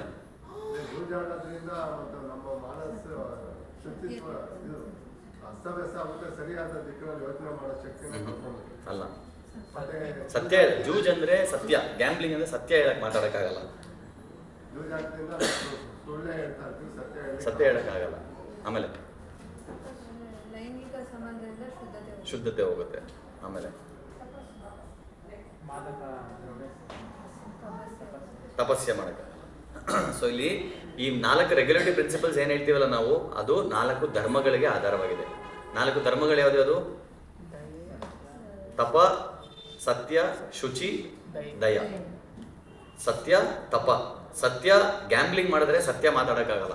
ಯಾರ್ಯಾರು ಜೂಜಾಟಗಳು ಇಳಿದಿರ್ತಾರೆ ಅವ್ರು ಸತ್ಯ ಮಾತಾಡ್ಕೊಂಡು ಯಾರು ಗ್ಯಾಂಬ್ಲಿಂಗ್ ಆಡೋಕ್ಕಾಗಲ್ಲ, ಅಲ್ಲಿ ಸುಳ್ಳು ಬಂದೇ ಬರುತ್ತೆ. ಸತ್ಯ. ಆಮೇಲೆ ತಪ. ತಪ ಯಾವುದಕ್ಕೆ? ಇಂಟಾಕ್ಸಿಕೇಶನ್. ನಾವೆಲ್ಲಿ ಇಂಟಾಕ್ಸಿಕೇಶನ್ ಕನ್ನಡದಲ್ಲಿ ಮಾದಕ ವಸ್ತುಗಳನ್ನ ಯಾವಾಗ ಸೇವಿಸ್ತೀವಿ ಅವಾಗ ನಮ್ಗೆ ಇಂಟಾಕ್ಸಿಕೇಶನ್ ಆಗುತ್ತೆ. ಅವಾಗ ಏನಾಗುತ್ತೆ, ನಮ್ಮ ದೇಹದ ತಪಸ್ಸೆ ಮಾಡೋಕ್ಕೆ ಆಗೋದಿಲ್ಲ. ಅದಕ್ಕೆ ಯಾರು ಈ ಇಂಟಾಕ್ಸಿಕೇಶನ್ ಮಾಡ್ತಾರಲ್ಲ ಅವರೆಲ್ಲ ಸ್ಲೋಲಿ ತುಂಬ ಸೆಲ್ಫಿಶ್ ಆಗ್ತಾ ಹೋಗ್ತಾರೆ. ಅಂದರೆ ಇವಾಗ ನಾನು ಕುಡಿಬೇಕು ಅಂತ ಅನ್ಕೊಂತೀನಿ. ಸೊ ನಾನು ಇವಾಗ ದೇವಸ್ಥಾನಕ್ಕೆ ಬಂದು ಕುಡಿಯೋಕ್ಕಾಗಲ್ಲ, ಮನೇಲಿ ಎಲ್ಲರ ಮುಂದೆ ಕುಡಿಯೋಕ್ಕಾಗಲ್ಲ. ಅವಾಗ ನಾನೇನು ಮಾಡ್ತೀನಿ, ಸಪ್ರೇಟಾಗಿ ಅದೊಂದು ಜಾಗ ಹುಡಬೇಕು, ನಾನು ಒಬ್ಬನೇ ಇರಬೇಕು. ಅದು ಯಾರು ಕುಡಿತಾರೋ ಅವರೆಲ್ಲ ಸಪ್ರೇಟಾಗಿರಬೇಕು. ಸೊ ಒಂಥರ ನಾವು ಸ್ವಾರ್ಥಿಗಳಾಗ್ತಾ ಹೋಗ್ತೀವಿ ಇಂಟಾಕ್ಸಿಕೇಶನ್ ಮಾಡಿದ್ರೆ. ಸೊ ತಪ, ಅಲ್ಲಿ ತಪಸ್ಯ ಹೋಯ್ತು. ಸೊ ಸತ್ಯ, ತಪ, ಶೌಚ. ಸೊ ಲೈಂಗಿಕ ಅನೈತಿಕ ಸಂಬಂಧಿಗಳಾದರೆ ಅಲ್ಲಿಂದ ಶುಚಿ ಇರೋದಿಲ್ಲ, ಶುಚಿ ಹೋಗುತ್ತೆ. ಆಮೇಲೆ ದಯ, ಮಾಂಸಾಹಾರ ಮಾಡೋದ್ರಿಂದ ನಮಗೆ ಆ ಕರುಣೆ, ದಯ ಹೊರಟೋಗ್ಬಿಡುತ್ತೆ. ಕರೆಕ್ಟ್ ಅಲ್ವಾ? ಸೊ ಇದು ಪಾಯಿಂಟು. ಸೊ ಇಲ್ಲಿ ಇದನ್ನೆಲ್ಲ ಇದೆಲ್ಲ ಶಾಸ್ತ್ರಜ್ಞಾನ, ತತ್ವಜ್ಞಾನ ಇದ್ದರೆ ಮಾತ್ರ ಪರೀಕ್ಷಿತ್ ಮಹಾರಾಜ್ ಇಂಥ ಒಂದು ಅದ್ಭುತವಾದಂತಹ ಜಾಗಗಳನ್ನ ಕೊಡ್ಲಿಕ್ಕೆ ಸಾಧ್ಯ ಆಗುತ್ತೆ. ಸೊ ಇಲ್ಲಾಂದರೆ ಪರೀಕ್ಷಿತ್ ಆ ಒಂದು ನಾಲೆಡ್ಜು, ಆ ಒಂದು ಪರ್ಪಸ್ಸು ಗೊತ್ತಿಲ್ಲ ಅಂದರೆ ಅವನಿಗೆ ಕಲಿಗೆ ಜಾಗ ಕೊಟ್ಟಿದ್ದಾನೆ ಅಂದರೆ ಇನ್ನೆಲ್ಲರೂ ಇನ್ನೆಷ್ಟು ಚೆನ್ನಾಗಿ ನೋಡ್ಕೋಬೇಕು ಪರೀಕ್ಷಿತ್ ಮಹಾರಾಜ್. ಸೊ ಅದರಿಂದ ಇವತ್ತು ನಾವು ಟೈಮ್ ಆಗೋಯ್ತು. ಪರೀಕ್ಷಿತರ ಲೀಡರ್ಶಿಪ್ ಬಗ್ಗೆ ಡಿಸ್ಕಸ್ ಮಾಡಿದ್ವಿ. ನಾನು ಪರೀಕ್ಷಿತರ ಒಂದು ಭಕ್ತಿ, ಪರೀಕ್ಷಿತರ ಒಂದು ಶರಣಾಗತಿ ಬಗ್ಗೆನೂ ಮಾತಾಡೋ ಪ್ಲ್ಯಾನ್ ಇತ್ತು, ಬಟ್ ಟೈಮ್ ಸಾಕಾಗಿಲ್ಲ. So thank you very much. Hare Krishna.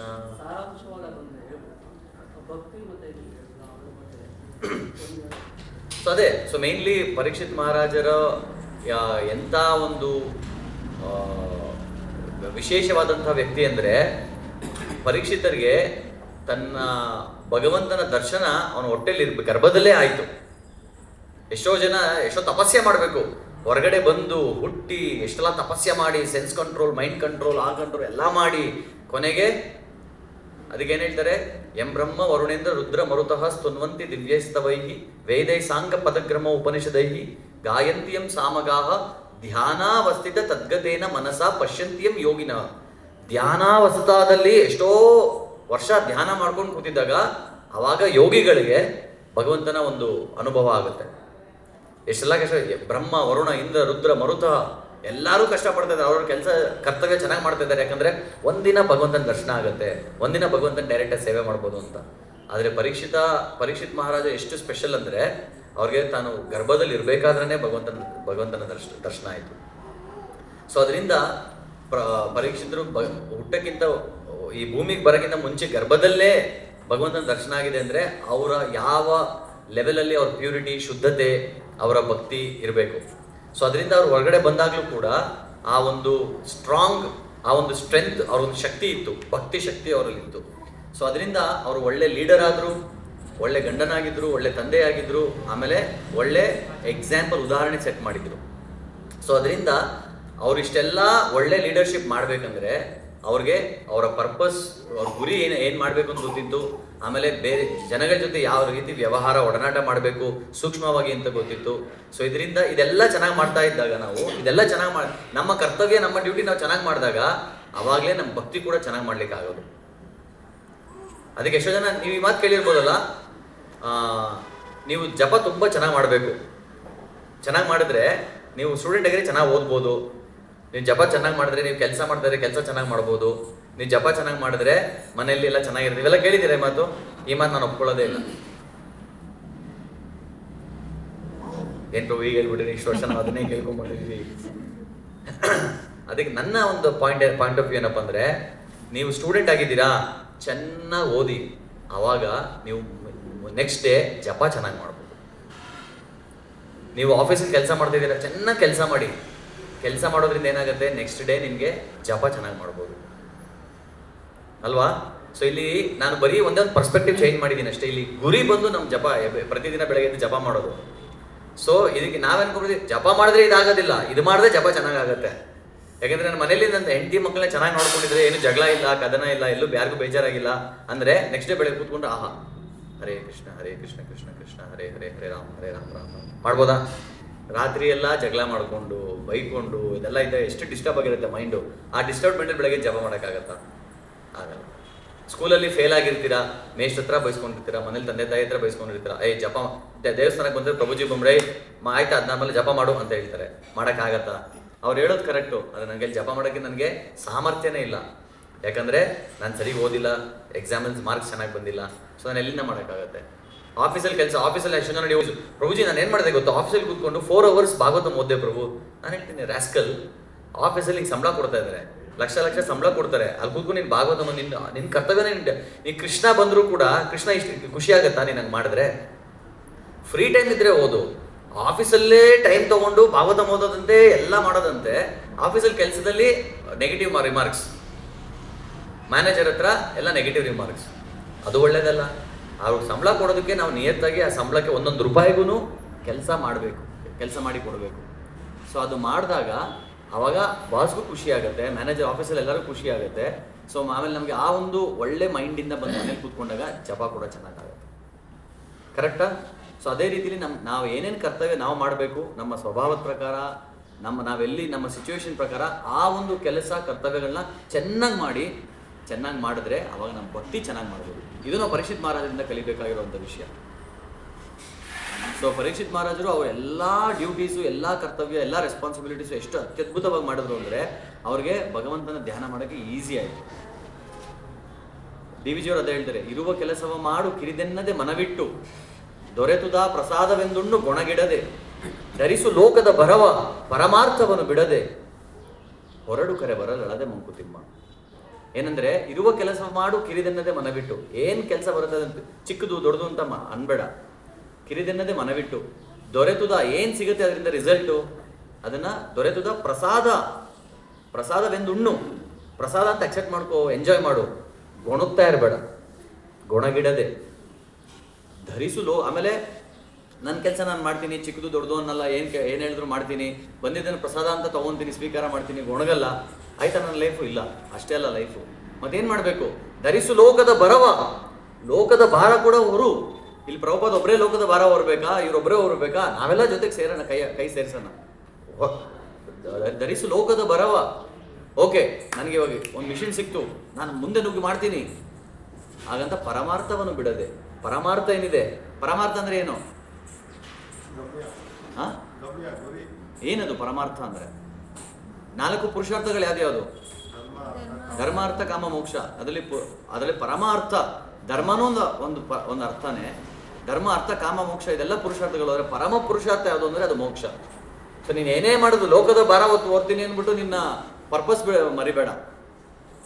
ಅದು ಮೋಕ್ಷದ ದಾರಿ ಬಿಡಬೇಡ. ಧರಿಸು ಲೋಕದ ಬರವ ಪರಮಾರ್ಥವನ್ನು ಬಿಡದೆ. ಇಷ್ಟೆಲ್ಲ ಮಾಡಿದ್ರೆ ಕೊನೆಗೆ ಏನಾಗುತ್ತೆ ಗೊತ್ತಾ? ಹೊರಡು ಕರೆ ಬರಲು ಅಳದೆ ಮಂಕುತಿಮ್ಮ. ಕೊನೆಗೆ ಒಂದಿನ ಕಾಲ್ ಬರುತ್ತೆ. ಯಾರಿಂದ ಕಾಲ್ ಬರುತ್ತೆ? ಹಲೋ, ನಾನು ಯಮರಾಜಿಂದ ಒಂದು ಕಾಲ್ ಬರುತ್ತೆ. ಆ ಕಾಲ್ ಬಂದು ನಿನ್ನ ಟೈಮ್ ಆಯಿತು, ಬರ್ತಾ ಇದ್ದೀನಿ, ಹೊರಗಡೆ ಬನ್ನಿ, ಮನೆಯಿಂದ ಬಾಗಿಲು ತೆಗೀರಿ, ನಾನು ಕರ್ಕೊಂಡು ಹೋಗ್ತೀನಿ. ಅವನು ಯಮರಾಜ್ ಬಂದ್ರು ನಾವು ಹೊತ್ಕೊಂಡು ಕೂತ್ಕೊಳ್ಳೋದಿಲ್ಲ.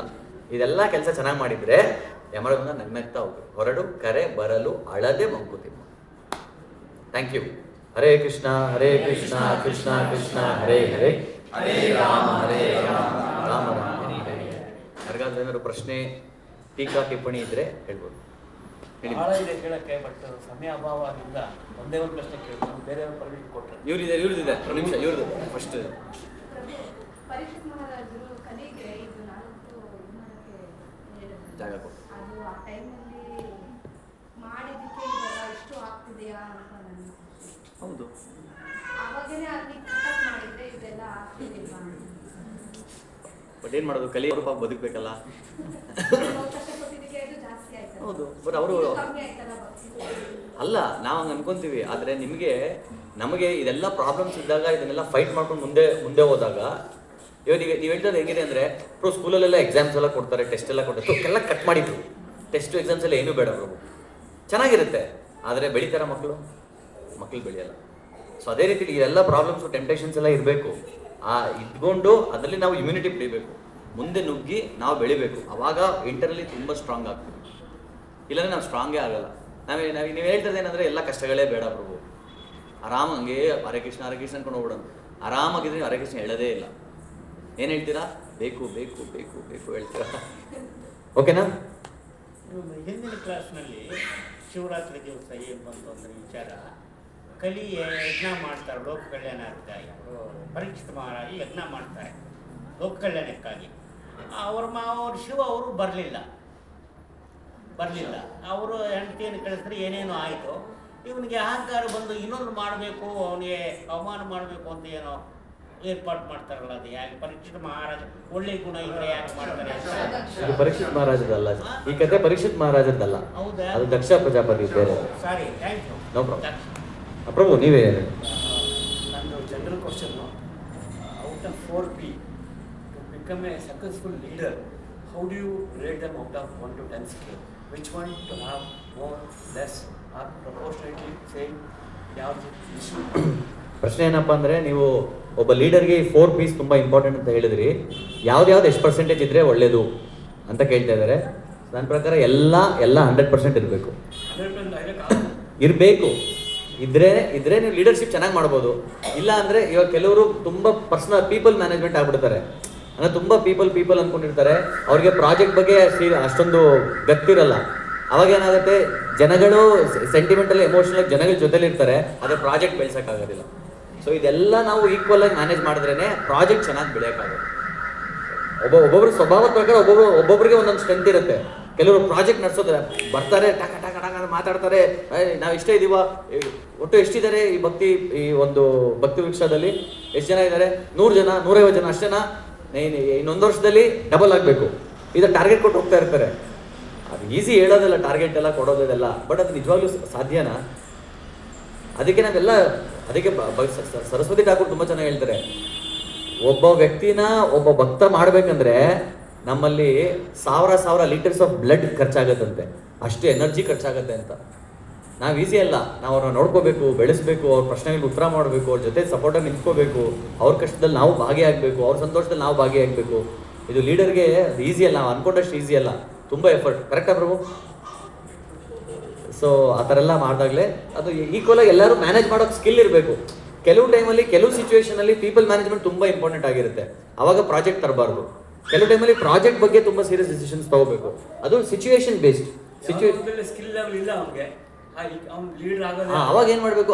ಲೀಡರ್ ಆಗೋದೇ ಇಲ್ಲ ಅಂತಲ್ಲ, ಅವಾಗ ಯಾರಿಗೆ ಆ ಸ್ಕಿಲ್ ಇರುತ್ತೆ ಅವ್ರ ಜೊತೆ ಸಪೋರ್ಟ್ ತಗೋಬೇಕು.